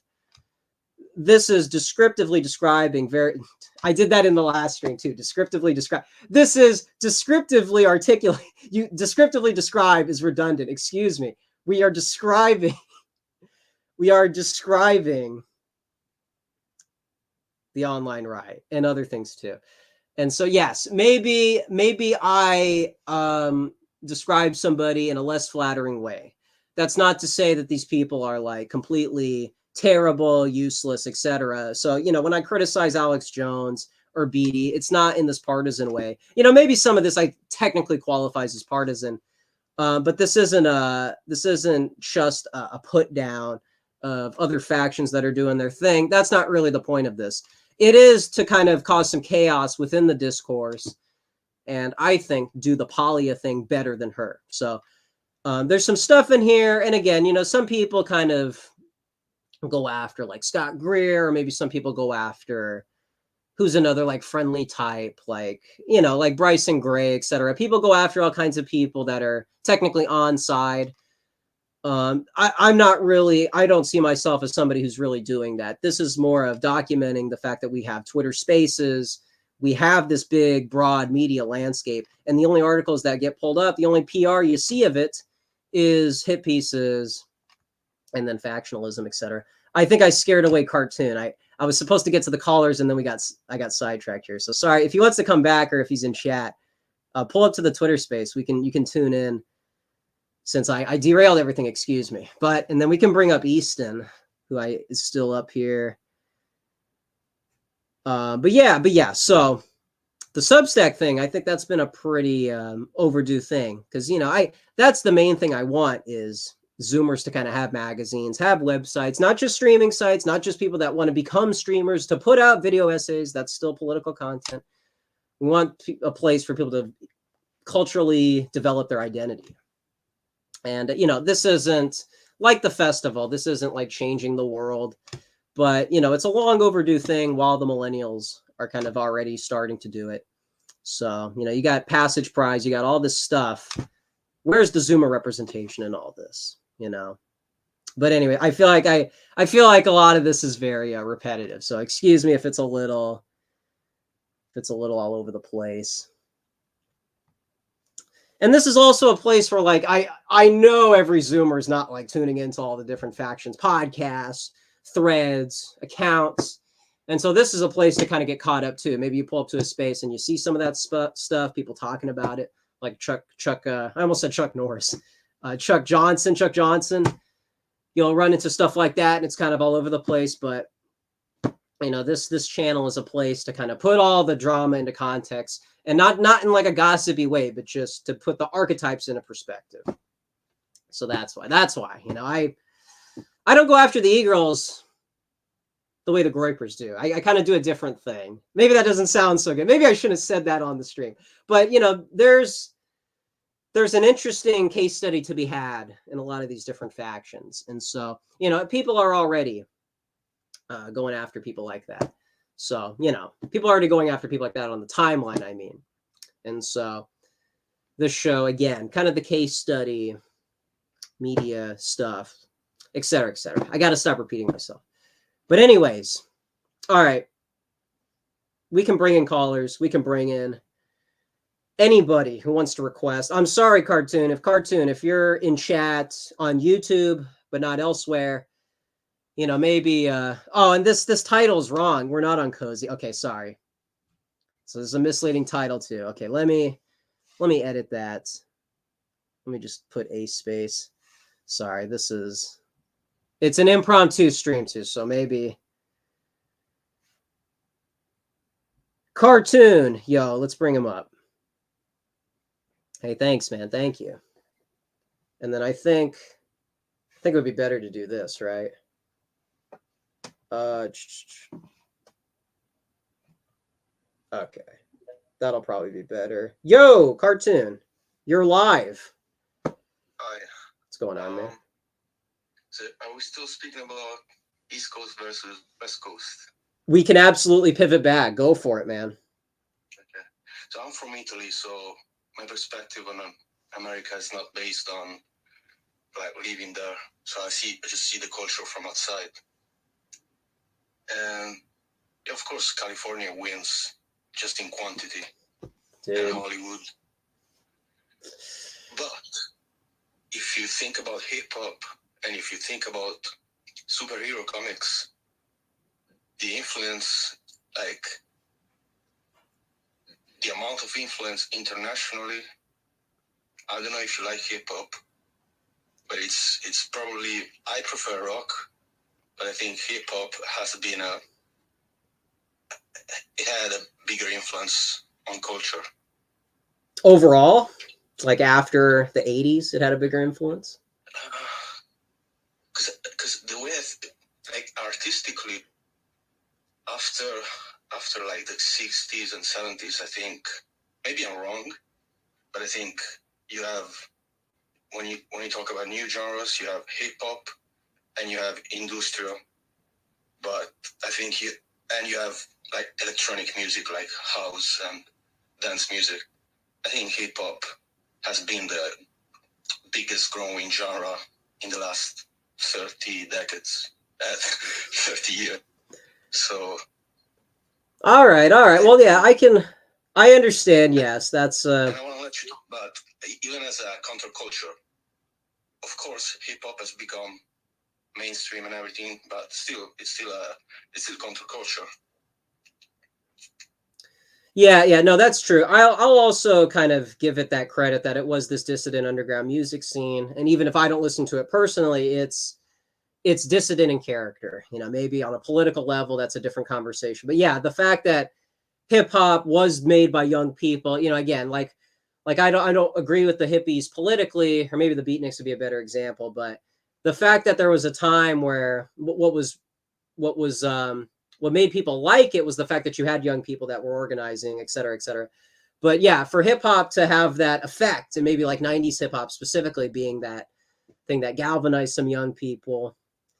Yeah, you know, maybe I'm kind of the boomer that's clustering towards older rock. Although I would kind of argue maybe 70s rock at its peak was more grassroots and influential in the long run versus 90s hip hop. You know, maybe to my generation, hip hop has overshadowed rock. But in terms of history, like American culture defining history, it seems like rock has had a bigger longevity and a bigger footprint versus, you know, what would be the most influential hip hop comparable. You know what I mean? So I am biased too. That's the other thing. And I'm also not as well versed as hip hop. So yeah. And maybe you want to use rap and hip hop interchangeably. If you want to say like rap changed everything for young people after the 90s, then yeah, it looks like. But as far as like what galvanized people, what was grassroots, what had the track record and defined America, maybe in a better context, I would argue rock. That's why I think LA, or excuse me, California more broadly beats New York in terms of like things that are receptive to my generation, but then also the country more broadly. I would say that rock, California, is a much more useful model versus all of this recent 90s phenomenon. You know, it's like maybe influential for me, but does that have to be the Zoomers' default? Is this post-rap, post celebrity factory entertainment industry that's happened in after the 2000s? You know, I kind of see that as part of Western decline rather than, oh, you know, the aughts are very nostalgic now because they happened a long time ago. But, you know, it's as far as cultural character palpability, I think some young folks might overall prefer some California stuff. But anyways, here I want to bring in Easton too, because he's been waiting a long time and I don't want to neglect. So here, if you don't mind. Sure. If you have 1 second, what do you Sure. think of the Velvet Underground and Sonic Youth? Because especially Sonic Youth, I think it's probably one of my favorite bands. Really? I think it's one of the best bands, probably top 20 or 30 in America. But I know they're very progressive. Like they had a song that was like Sonic Youth against fascism, but I still think they're one of the best. But I never see them mentioned in right-wing circles. Like maybe they're too artsy. I don't know. I think they are. Yeah, I think they are very like avant-garde, and even like the music videos are almost very postmodern. They're very strange and non-linear. Maybe they are linear, but the whole like approach seems to be just completely different from conventional, 4/4 rock or time signature and the usual like 70s and 80s type music. Less commercial than the 80s music. So yeah, I think it throws people off and it attracts, kind of similar to the Red Scare types. They like a lot of that 90s Chloe Savini. They like a lot of the Sassy magazine, all those like dissident outlets that aren't very right wing. Oh, here we'll bring up. I think you're not very into the post-punk stuff, or you're more 70s. You're more rock and roll. Yes, I am. And again, I'm not an expert on alternative music in the 90s or even the dissident outlets that Sassy magazine. Again, I wasn't there and I wasn't keeping up with all the New York culture. So, if people can prove me wrong, I accept that. But yeah, what I see in a lot of the alternative scene is I like that it's younger people that are grassroots. My concern with that scene is when it turns into Nirvana and it turns into this. To me, Nirvana is just to me that's like part of the decline. Like I don't like the alternative scene becoming Nirvana, even if musically they're very similar. I don't like Nirvana being the face of the alternative scene. Maybe it's accurate, it's appropriate to that they define that subculture. But things like bands like Alice in Chains and some of the like Mudhoney, like those metal adjacent bands that were mingling with grunge. I feel like those guys had a nice balance compared musically to these alternative bands that, like you said, were very artsy and almost like anti rock and roll. I know Thomas is a lot more partisan against Nirvana. I see the appeal, but to me, I understand they're playing guitars and it's technically rock, but Nirvana represents, the anti 80s in a negative way, anti rock and roll as far as the ethos, not musically, the music's its own little thing. But I'm very skeptical of the alternative scene because it produces things like Nirvana. I'm very skeptical of, being too supportive of places like that, or subgenres rather like that, because I think it does create this animosity towards, like you said, I like the 70s and 80s rock and roll and metal, and those I feel like they bite the hand that feeds, so to speak. So, maybe the music and the ethos are too separate. Maybe I'm being a little too art criticky here, so I'm sorry if this is a little too, like Rolling Stone magazine tier, but yeah, I just, the alternative thing, it's a mixed bag because I feel like it's kind of a bunch of different things. So it's hard for me to really support or deny, but that's just me. Here, I'll try to bring up Easton again, but thank you, man. No, thank you. Yeah. Velvet Underground. I also don't really know. I would have to check out their stuff more consistently to make a call. The first album, it's like the classic one. Is that the one with the banana? Is that or maybe oh, it's the one where it's like gray and they're like in the band members are in the middle. Do you know Husker Du? Oh, I don't think so. You should check out Husker Du and I don't remember the other one, because if you kind of like the spirit of alternative music, but not really the sound, like if you think 90s music went too far and you like more of the rock and roll stuff, there's bands that were kind of in the middle between the grunge scene and more like the 70s stuff, like Husker Du and the other one. Husker Du. Okay, excuse me. I misunderstood you. I like it because it's like punk, but it kind of sounds like metal. So it's like well, you should check it out. Maybe you like it. Sure. Yeah, I don't think I gave them much of a fair listen. I may have heard like bits of one of their songs, but yeah, when I got into punk, I kind of put myself on an island, and I got a little partisan towards my favorite. So I got very, I got a little picky, and so I kind of, like I said, I didn't really get eclectic like I would be more now with someone like Susie and the Banshees.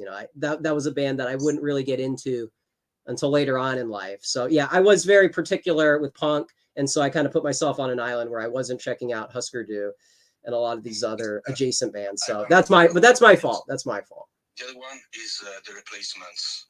You might like it. I'm just getting a DM right now. What the? Yo, we got. I want to invite you to. Okay. Whoops. Okay. Sorry. Sorry. I got a little live studio update. Sorry. Say that again. I'm being rude. Excuse me. No, I was saying the other band I remember is The Replacements. They kind of sound like. Oh, okay. All right. Wait a second. The Replacements. Yeah, it's kind of like post-hardcore. Like, okay. What happened after punk? Well, I don't really know too much history, but there was punk. Then you had post-hardcore. Then in the 90s became kind of like emo. So post-hardcore still sounds. It sounds more modern, but it still sounds a little like heavy metal, but it's faster. But it's more technical than punk. Like, these people can play. They can actually play music. So because punk, early punk, it was very simple. Fair enough. No. That's okay. I know what's happening here. What happened to me, but when I was stuck in like my metal phase, and then I wouldn't listen to hardly anything else, and then punk, I did a similar thing. Like I said with Susie and the Banshees, that kind of like opened up some mental avenues with like, oh, this doesn't sound that much like punk. Always, it doesn't sound just like alternative, but it's obviously probably inspired a lot of the stuff after them. So I think with Susie kind of allowing me to be more eclectic, these artsy post Velvet Underground bands, I think that would be a lot more palatable to me now, because I've kind of stepped outside my shell with the metal and the conventional punk, like you said, not the Chuck Berry riff sped up, but the post punk, like all these late 70s, early 80s projects in the aftermath of the Sex Pistols ending, and then you kind of have this new wave, those New York bands, CBGB's bands. So I think now, if you had asked me that question like 5 years ago, I would have been a little critical. But now I think it took me a while to get here to even check out the things that you're describing. So I think you kind of like brought that to my perspective here. So thank you for that. But these bands that I named, they're not very artsy. They're more like like post-punk is more like, they're like blending genres. Because like Joy Division, they take like the sound of punk, but they kind of take the depressing part, the nihilism. While the Replacements, they're more like the low-class people music. I'm not sure if I'm making it clear. Like no. I think you're fine. For poor people, but it's more fun. It's more like it's more positive. Like it's more punk sound, but it's very positive. Up tempo. And maybe I'm being too critical when I say like those bands created Nirvana and Green Day. Maybe that's like a boomer take, because obviously at the time they're just trying to like experiment with different sounds without sounding too establishment. So yeah, like now when I get into like the art critic pivot, and I'm a little bit more open to different types of music, I think a lot of those bands make sense to me now. Back then I would have been like, why does the punk sound like this? Or what are they? This is strange. I would have been I wanted to put everything in a box back then. And now I think I'm a little bit more lenient towards the broader subgenres. So yeah, I think you've gotten me to kind of rethink some of my music interests here. So thank you for that. That's kind of wild. Yeah, here I think Easton's having. That's all right, man. I see you in and out. We'll try to get you up. But here, I'll catch up with the chat as well. what about like you're into metal, right? That's right. That's right. So I'm not really into like heavy metal. I was when I discovered metal. But what do you think of doom metal or stoner? Like Melvins or Boris or the 90s stoner metal. You mean the like the 90s bands specifically, or because I Even more modern, but I mean that's when I think about like stoner metal. What's Electric Wizard? Okay. I think I think some of those bands are a little too edgy. To me, I think it kind of has that punk rock flair to it. That's a little polarizing for me specifically.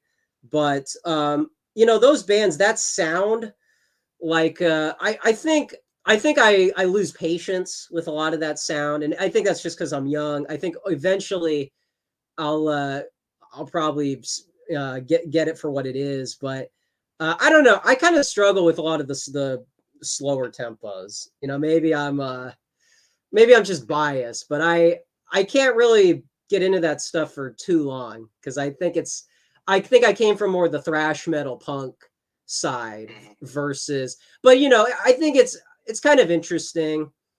But they all seem to be like very edgy. Like those bands seem to lean in, like the stoner thing to me is a little obnoxious. Even musically, I think it's a little fan clubby. And those riffs don't really, when the riffs are that like drony, to me it's a little boring, in my opinion. Well, some of it is boring because you kind of have to focus on I don't really stick to one genre because I just focus on the main bands because everything else, usually every genre, there is a lot of music that's like filler. Really? So maybe it depends. It depends on what bands you listen to. But yeah, it's not for everyone. It's more atmospheric.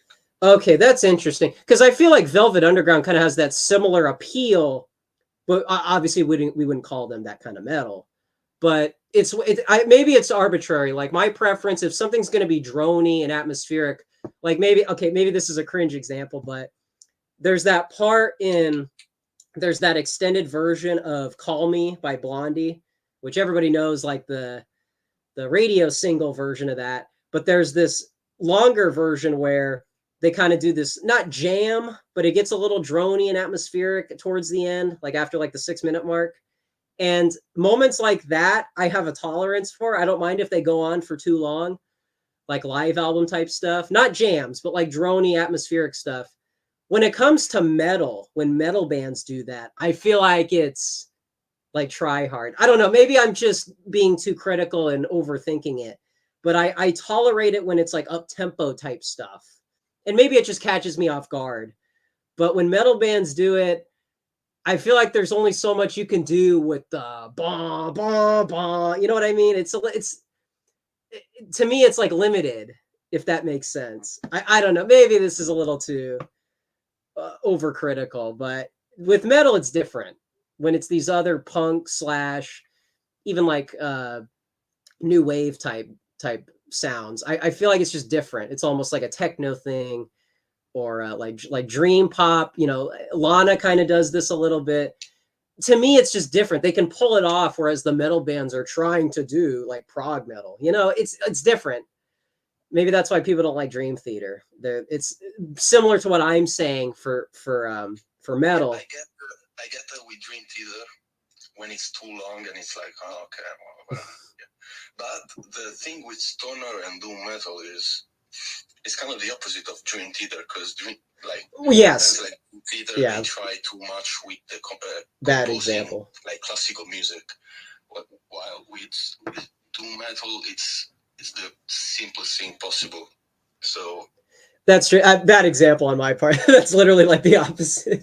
Yeah, you're right. You're right. But maybe you don't get the sound. That might be. It's very dark. For example, I never got death metal. I don't understand why people like it. Yeah, to me, it's like anti-music. Again, I'm not like a prude with like the blood and gore, but like, again, it's like the genre has nowhere to go. There's a clear ceiling with death metal, and you would have to do something separate outside the genre, mix it with something else, do something progressive. if you're going to do the, like you said with punk, if you're going to do the 4/4 time signature fast, okay. But you can see why these post-punk or new wave bands are not going to stick to that model. Because what can you do with it? How are you going to make music?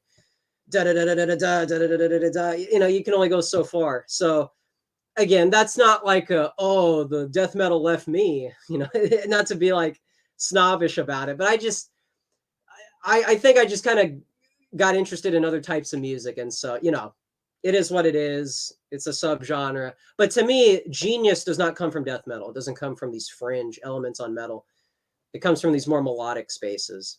So you know, but maybe everyone's just into different types of stuff in general. But hey, Easton, sorry, I saw you just got in. I wanted to get you in. What's yeah, thank you. Yeah, I kept having troubles trying to join on PC, so I had to switch over to mobile. No worries. Because I'm playing Fortnite right now. I'm kind of fragging out of control. We're back. For real, that's what I'm saying. Yeah, man. What's going on? A lot has honestly happened since we met up in Arizona. Is that right? I won't give all the details, but there's a possibility that I'm being looked at for, I'll just say, big things if there's a Trump victory. Oh, really? My goodness. Stuff. So. Yeah, no, well, all right. No, I saw some, some people, well, not to give out too details, but I saw some familiar faces, maybe like Republican types, Republican areas, something. So yeah, no, that was kind of cool to see. I didn't really realize so many familiar people were networking, so to speak. So, well, hey, man, that's cool. Yeah, exactly. Yeah. It's actually why I kind of stepped back from the content game for a hot minute, is because I got so sidetracked making sure, yeah, I had to clean up. I disavow my views, but sometimes they can't be following gay rape or perhaps that is over the line. Yeah.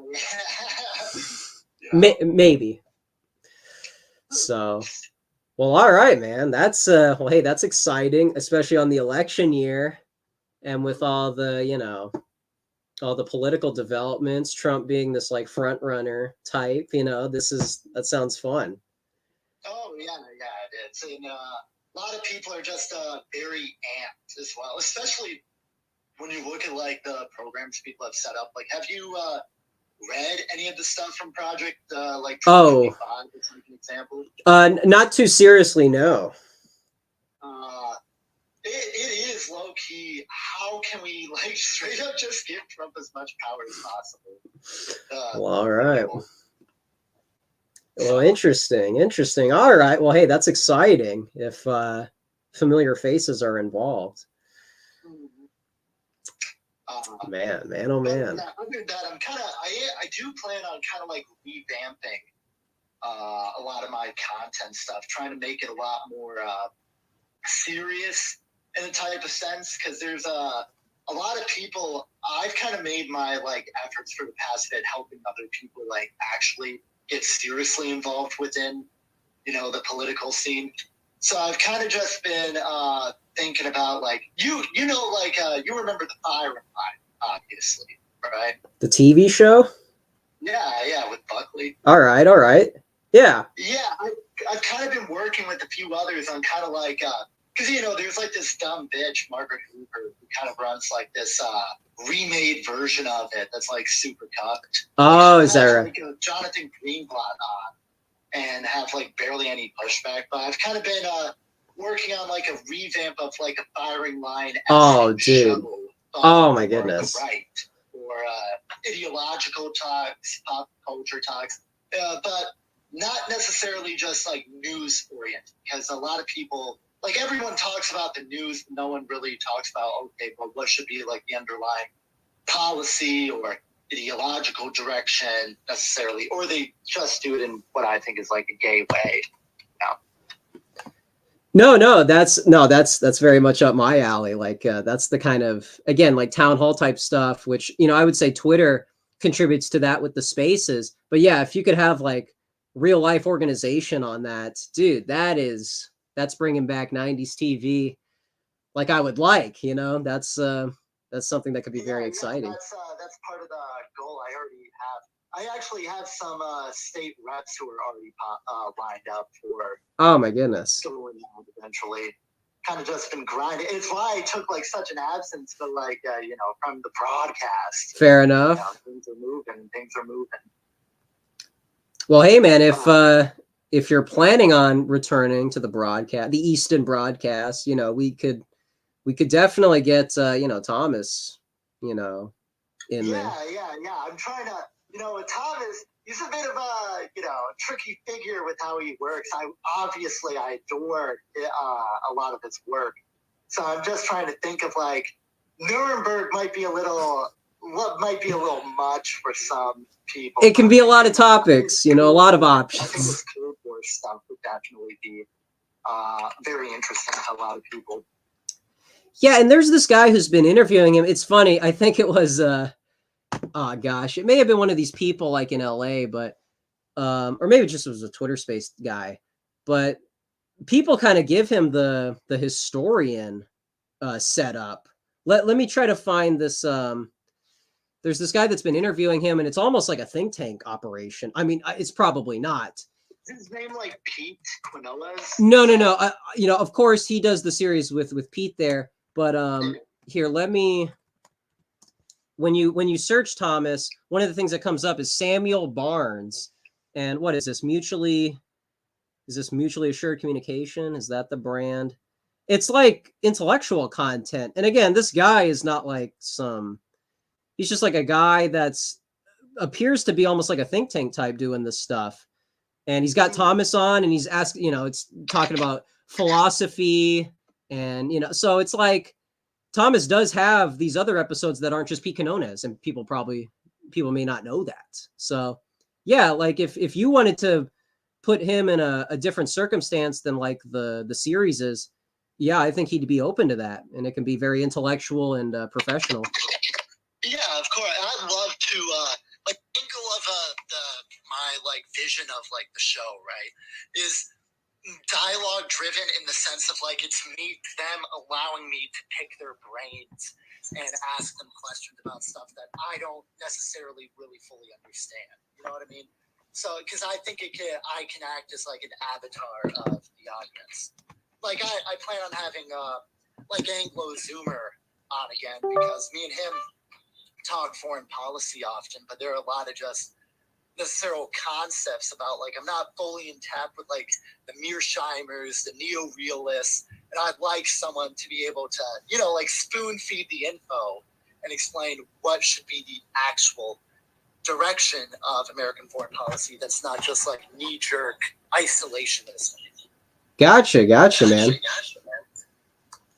No, dude, that was my main interest with here there might be an echo.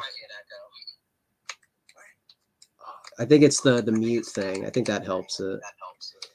But yeah, no, one of the things that got me interested with Thomas is, back then I was really into Sam Francis, Murray Rothbard, again, like kind of entry level dissident stuff.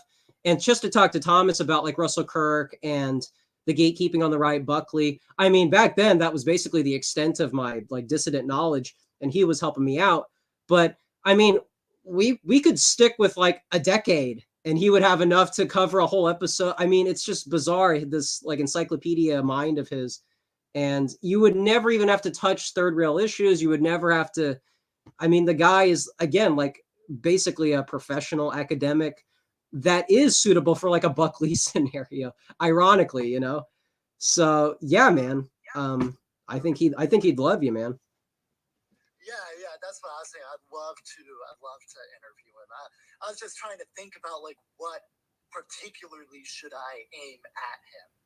And I think it would be interesting to cover the Cold War stuff, but now that you bring it up, I think it would be useful to talk about like the conservative split, the Kirk getting basically cooed out of Hillsdale, etc. I think that could also be very interesting. Oh, dude, yeah, because like first of all, that lore like explains so much of where we're at, but also like when you see these articles like I am 1776 or whatever, some dissident outlet, recovering whatever the talking point for the time being, no enemies to the right, Christopher Rufo, Haywood stuff, etc.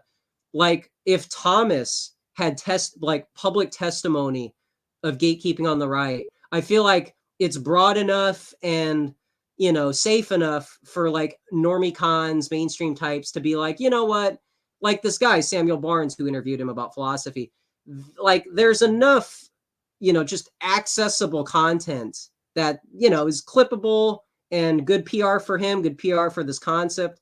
I just feel like people kind of overthink and they want to ask him like, what do you think about this war or whatever. But yeah, I think you're on the right track. Yeah, yeah, exactly. I think it would be a lot of fun, and I'm trying to aim because I'm open about it. Everyone knows I'm from Michigan. I do IRL Michigan political work, and I'm actually aiming to have a lot of the people that I know in the Midwest, even for like IRL episodes, because I actually have like a little bit of a setup that I've been working on. So I think it could definitely have like quite a bit of fun with this type of more intellectual, like policy based discussion. But I want to still like cater more at giving people the resources of how to get involved, because I know there's a lot of people who they'll consume hours upon hours of like I know like people who are Substack autists who have been like writing shit or like reading stuff for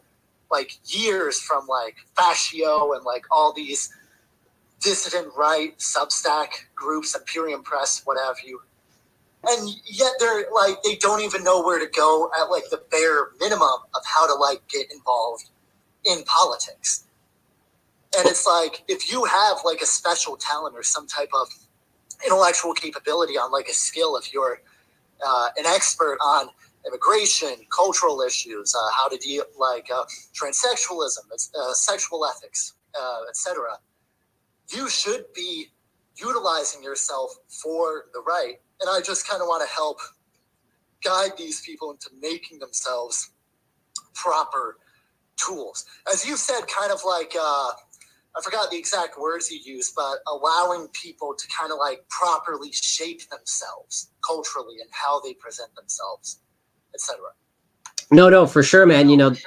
There's Compact Magazine. There's all these like, rad femme friendly, effectively outlets. And it's like, yeah, that's good dissident content for the left. That's good dissident content for these libertarian types that go viral on Twitter.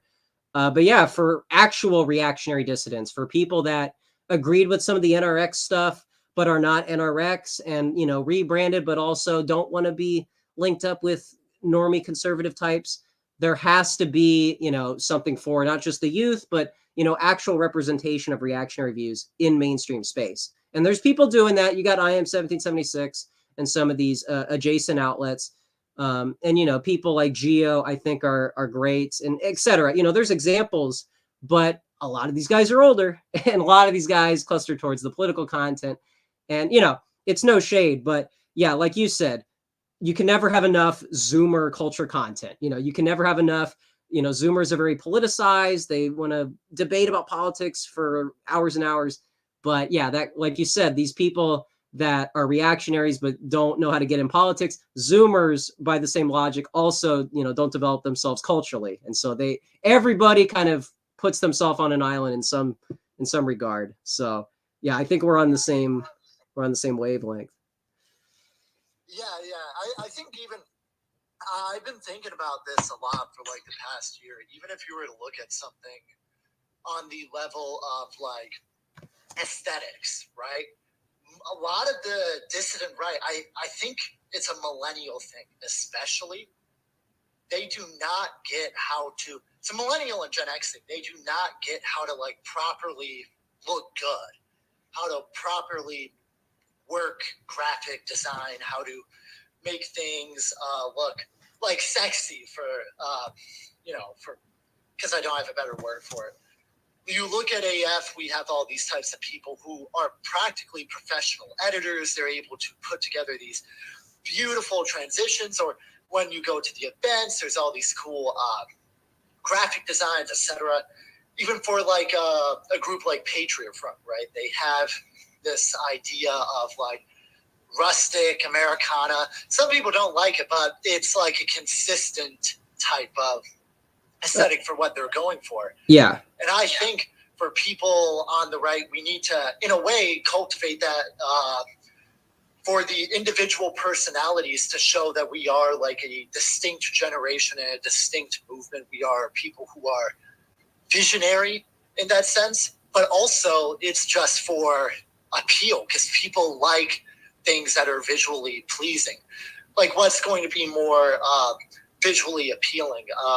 The National like Justice Party with their like ugly reds that they like stole from like German far right parties, or something a lot more like slick and in a way more contemporary, modern, quick pace. Like some of the stuff like Brandt posts. You know? Dude, Brandt, man, I'm telling you, underrated poster. Like, I just feel like he gets the media angle. You know what I mean?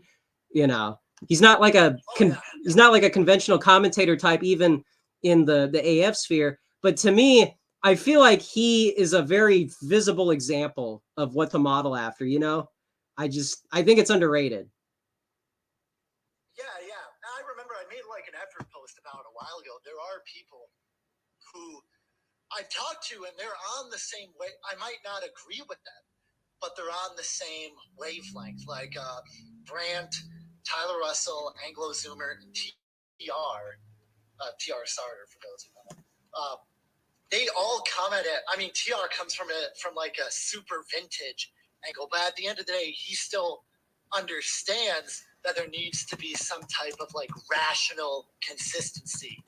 And, you know, form aware and being an expert in that type of stuff. Maybe a lot of people don't necessarily like it, but he gets why it's important to help people look good.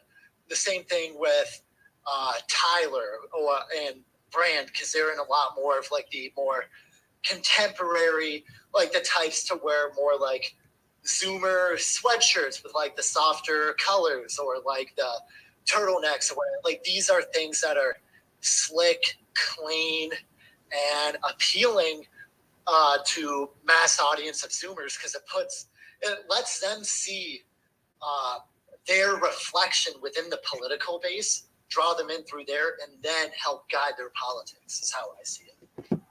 No, that's great. That's great, man. Yeah, no, we gotta link up, man. We gotta, you know, see where this goes. You know, these are the types of ideas a lot of Zoomers kind of neglect, but yeah, man, I think we'll probably be seeing some stuff here. Oh yeah, for sure. First, this is technically a new account, so I'm demanding you follow me back on it right now. All right. Excuse me about that. Yeah, I've been neglecting too many people.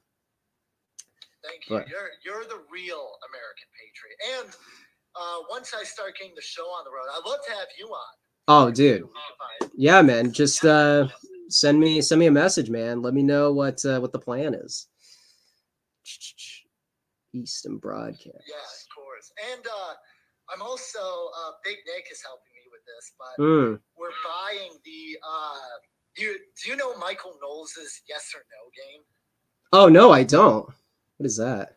Michael Knowles came out with like, it's kind of like, it's supposed to be kind of like a drinking game in a way, but what it is that you have like it's kind of like Cards Against Humanity way, but it's like. Oh, okay. I may have seen some of this.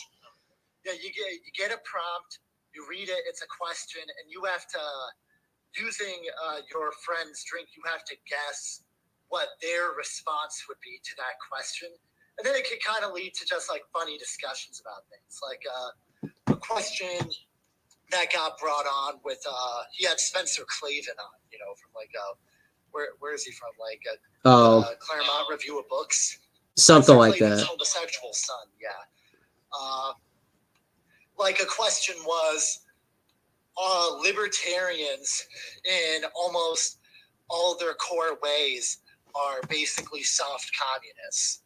And like a question like that about like what is really at like the epistemological core of what it means to be a libertarian in like the equality sense or like an anthropological sense. Like these are things that the way I see it, can lead to kind of like funny discussions, disagreements, and a way to like naturally hash out ideas like on the fly, you know, like gut reactions. Okay. Interesting. So I'm thinking of that as like another, like a more upbeat side kind of content for people that I can do it with. All right. Well, yeah, man, reach out when you got stuff going. And yeah, man, you know me, you know Thomas. We'll definitely be checking it out, man. I appreciate it.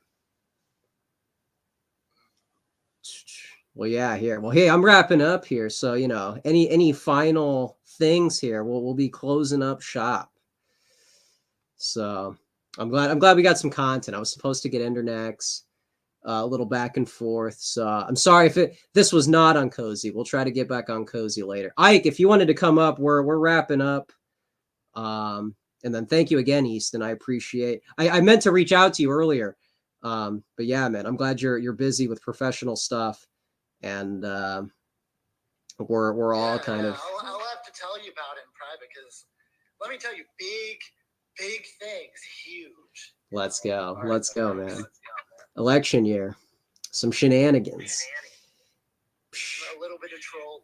Little bit. All right, here. Let me catch up with the chat. Did I miss anybody? Again, this is the last 2-hour stream. All right. We got some content today.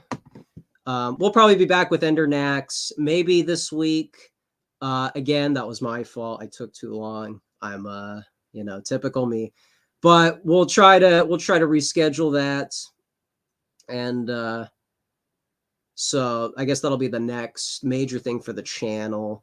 We'll do last promo for the Tennessee concerts in the summer, and then of course Dalton and Dudley Wright will both be doing some Substack content. It looks like, if they greenlight it. Again, I am not the editor, so we'll do some final things on that while I scroll up here in chat.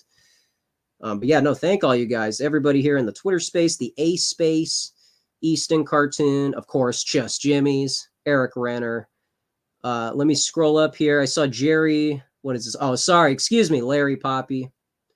If you want to connect with Zoomers, you can't ignore hip hop, internet music like SoundCloud rap, scene core, hyper pop, and all related genres. Yeah, no, that's kind of what seemed. Who was talking to us earlier? Cartoon was kind of leaning into the hip hop. So yeah, that's comparable. Oh yes, that was me on the YouTube chat. Okay, gotcha. Speaking of which, what do you think about Negative XP? Because I think it's the only relevant rock band that has happened in the last many years. Well, that's funny. I mean, it's funny. There's not like that. That's almost like an outlier. You know, he does his thing, and I don't know. Do we call that like a genre? Like he's, he really did lean into the postmodern, incel-friendly music. But yeah, it just kind of seems like with a lot of Zoomer stuff, it went viral and people know about it, but then not much of a follow-up. So, maybe that's a lesson to be learned. There's all this potential, there's all this music potential. And we don't have to be Bryson Gray. We don't have to be like, all into rap or all into one specific brand that's normie friendly. Like if people have ideas and, like me neglecting some of these Substack articles, I fall into bad habits with, just kind of letting stuff go by. But maybe some of these guys that have ideas and are not political, maybe they think like, oh, that would never fly. This is a dissident right movement. It's people like Negative XP that basically just went for it. And, maybe people would be surprised what kind of ideas they got. I think what was special about him is that maybe the song wasn't completely new, but the approach was, I think it was the only rock band post-trap music that it kind of took into account all the internet culture, because modern hip-hop is very internet-based, SoundCloud rap. And what are the other bands? Like you have like Machine Gun Kelly does rock, but it's not It's not real. Right. Yeah, But very different. On the other hand, you have negative XP that actually learned from SoundCloud rap, but did something completely different. And I think it's not really about the sound, it's more about the approach, because it connects with young people. They know that this guy is from their generation. It's not, because there's a lot of bands from the last 10 years, but you listen to them and it's like, oh, this is like a 80s goth revival, or this like 90s indie, or this sounds like new metal or grunge. It's not really new, it's like nostalgic. With negative XP, it's more like, okay, I'm trying to do something for now, and it worked. It didn't really have a big influence, but it's still, I think it's a good example of how you can do something new that it doesn't have to fit with the mainstream. Right. Yeah, it's its own it thing. Doesn't ignore it. Yeah, it's dissident culture, just like memes, it's dissident culture. And yeah, if every normie doesn't know about it, that's fine. But yeah, that something like that could have only come out of, the aftermath of Gamergate and all the incel stuff. So yeah, part of that is, and if we don't kind of describe it in those terms, the millennials are going to do it for us, and they're probably going to miss a couple things. So that's the other thing too, kind of getting ahead of all the future descriptions of what we were doing and what's going on Twitter. We got to define it right now, the way that punk bands were skeptical of being called punk. The goths didn't want to be called goths. They were very aware of their subculture as being gatekept, not unlike what we know about conservatism and Buckley. A lot of Zoomers don't really think in those terms because we're young and, maybe we're not that politically minded. But all this stuff on Twitter, this is going to be like effectively documented. This is, post Gamergate, post Trump. I maybe I'm kind of leaning too much in, but like the spaces are a very prominent kind of culture place where a lot of the content comes from. And for people to kind of shrug it off and say it's just it's like a Discord channel with an audience, or just a bunch of people, calling each other names. I would like us to kind of be more aware of kind of the media landscape we're in. And so I think that's where a lot of my mindset and the content moving forward is going to kind of be around. So if I don't sound like too partisan or too cliquey, that's kind of my interest at the moment. Back then I was a little bit more politically minded.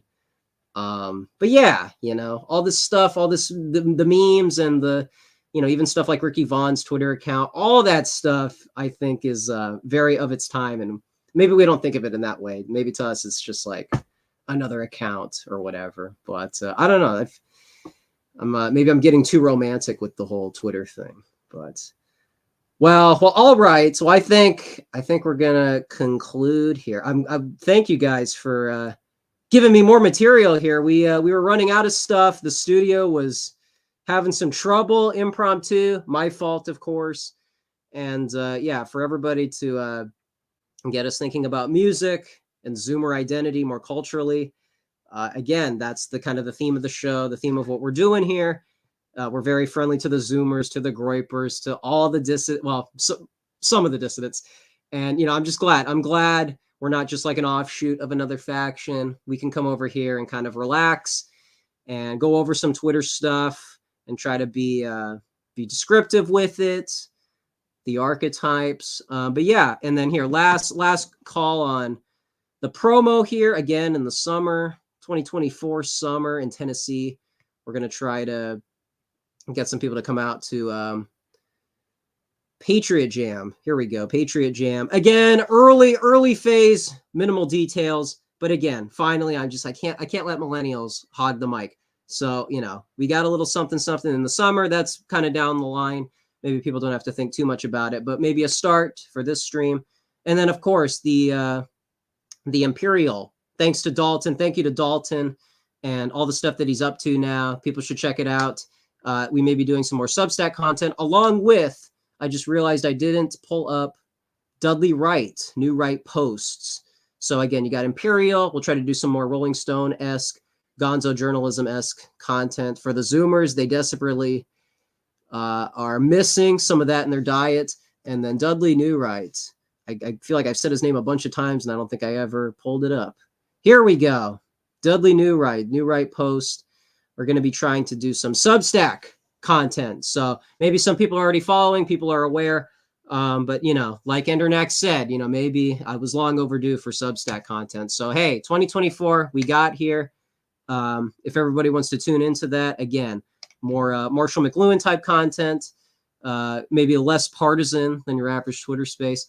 But again, looks like similar to Easton, a lot of Zoomers are very organized, thinking the long game.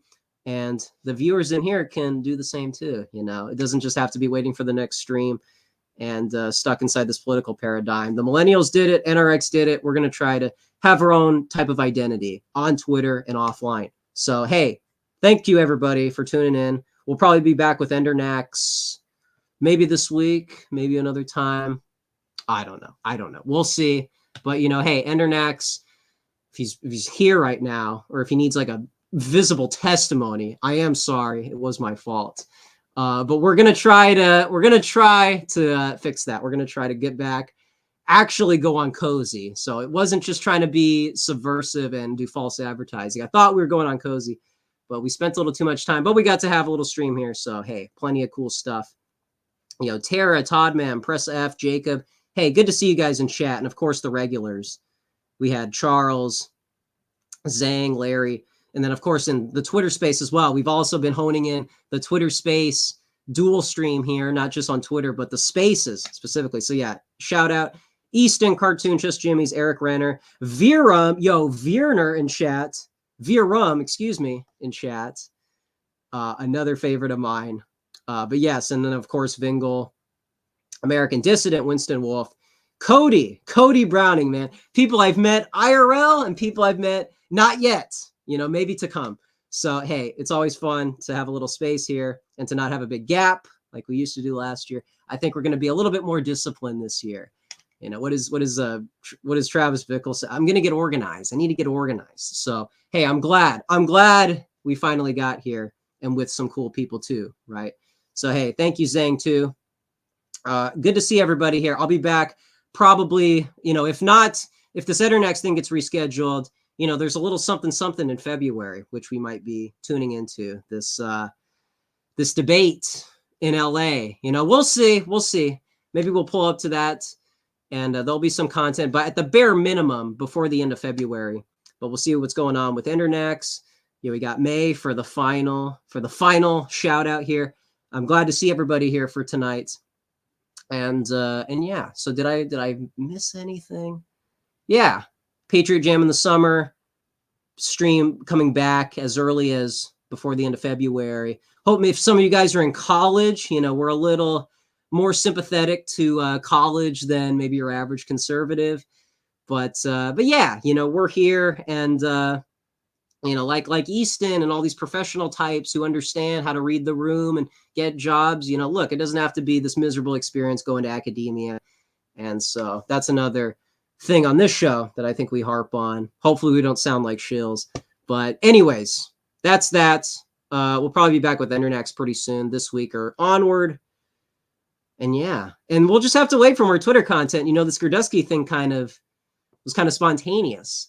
But maybe check out the Gurdusky stuff and then go and maybe check out some of after the hour point in the last stream. Funny how things overlap. We didn't predict it, but some of these trends, these online trends, they exist. It's not just fun and games on Twitter. There is some factionalism, and you can make sense of a couple of things. Thanks. Here, I think we'll let May up in here. We'll let May give one of the last final words here. The Ace space we recorded on Twitter, so we got to let everybody up. Sorry to Ike. I know we got a little sidetracked. I'll probably see him in another Twitter space. But hey, we're wrapping up here. We're saying our goodbyes. But hey, May, if there's anything, you can. I just say Ace is awesome, and I mean, you can tell me what happened because I missed a lot of things. No worries. Drama. Well, I missed some drama. I missed the Paul Allen space today. I didn't. I did too. Okay.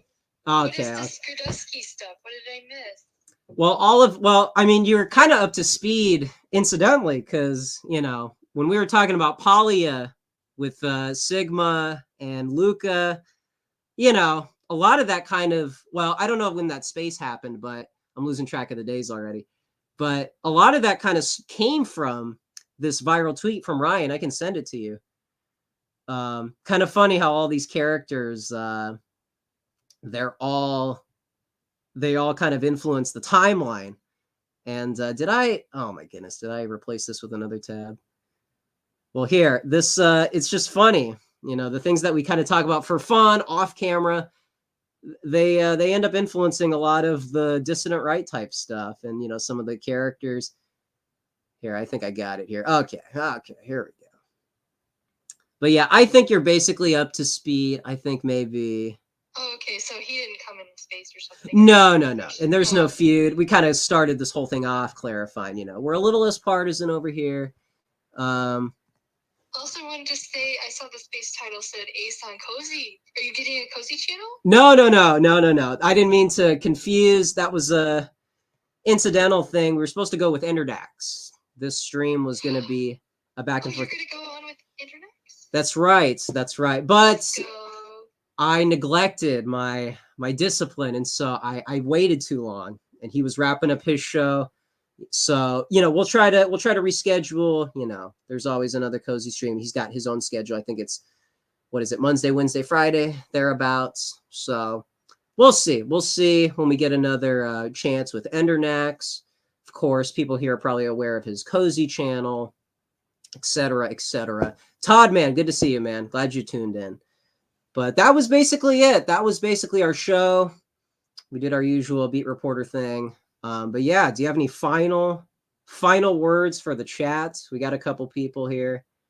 The chat, Ace for Cozy. Let's make it. We'll see. Well, hey, shout out to Dalton for, you know, May, you've probably been privy to a lot of the obstacles with the writing, some of the beat reporting I've been trying to do. Thanks to Dalton, we got some content off the ground and more to come. More to come. Are you advertising that yet? We did. We got we had his Substack up on the screen. Ace's Substack. Long overdue. Endernax also very clear on, you know, this channel's almost hidden. It's almost like if you were there, you were there. Had to be there. But all right. Well, hey, I think we've been boring people enough for today. We'll be back soon enough. What is with all these? As soon as I try to close up shop, we get all these Twitter people. What in the world? Well, hey, just so people know, hey man, Twitter, it's out there. You know, you don't have to speculate what are these different factions.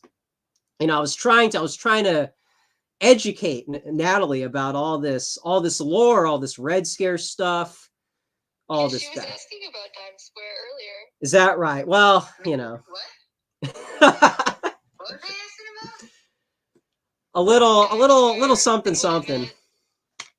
You know, there's all these East Coast, you know, Was it Hannah that was asking? I think it was Hannah. Oh, okay, that's another person.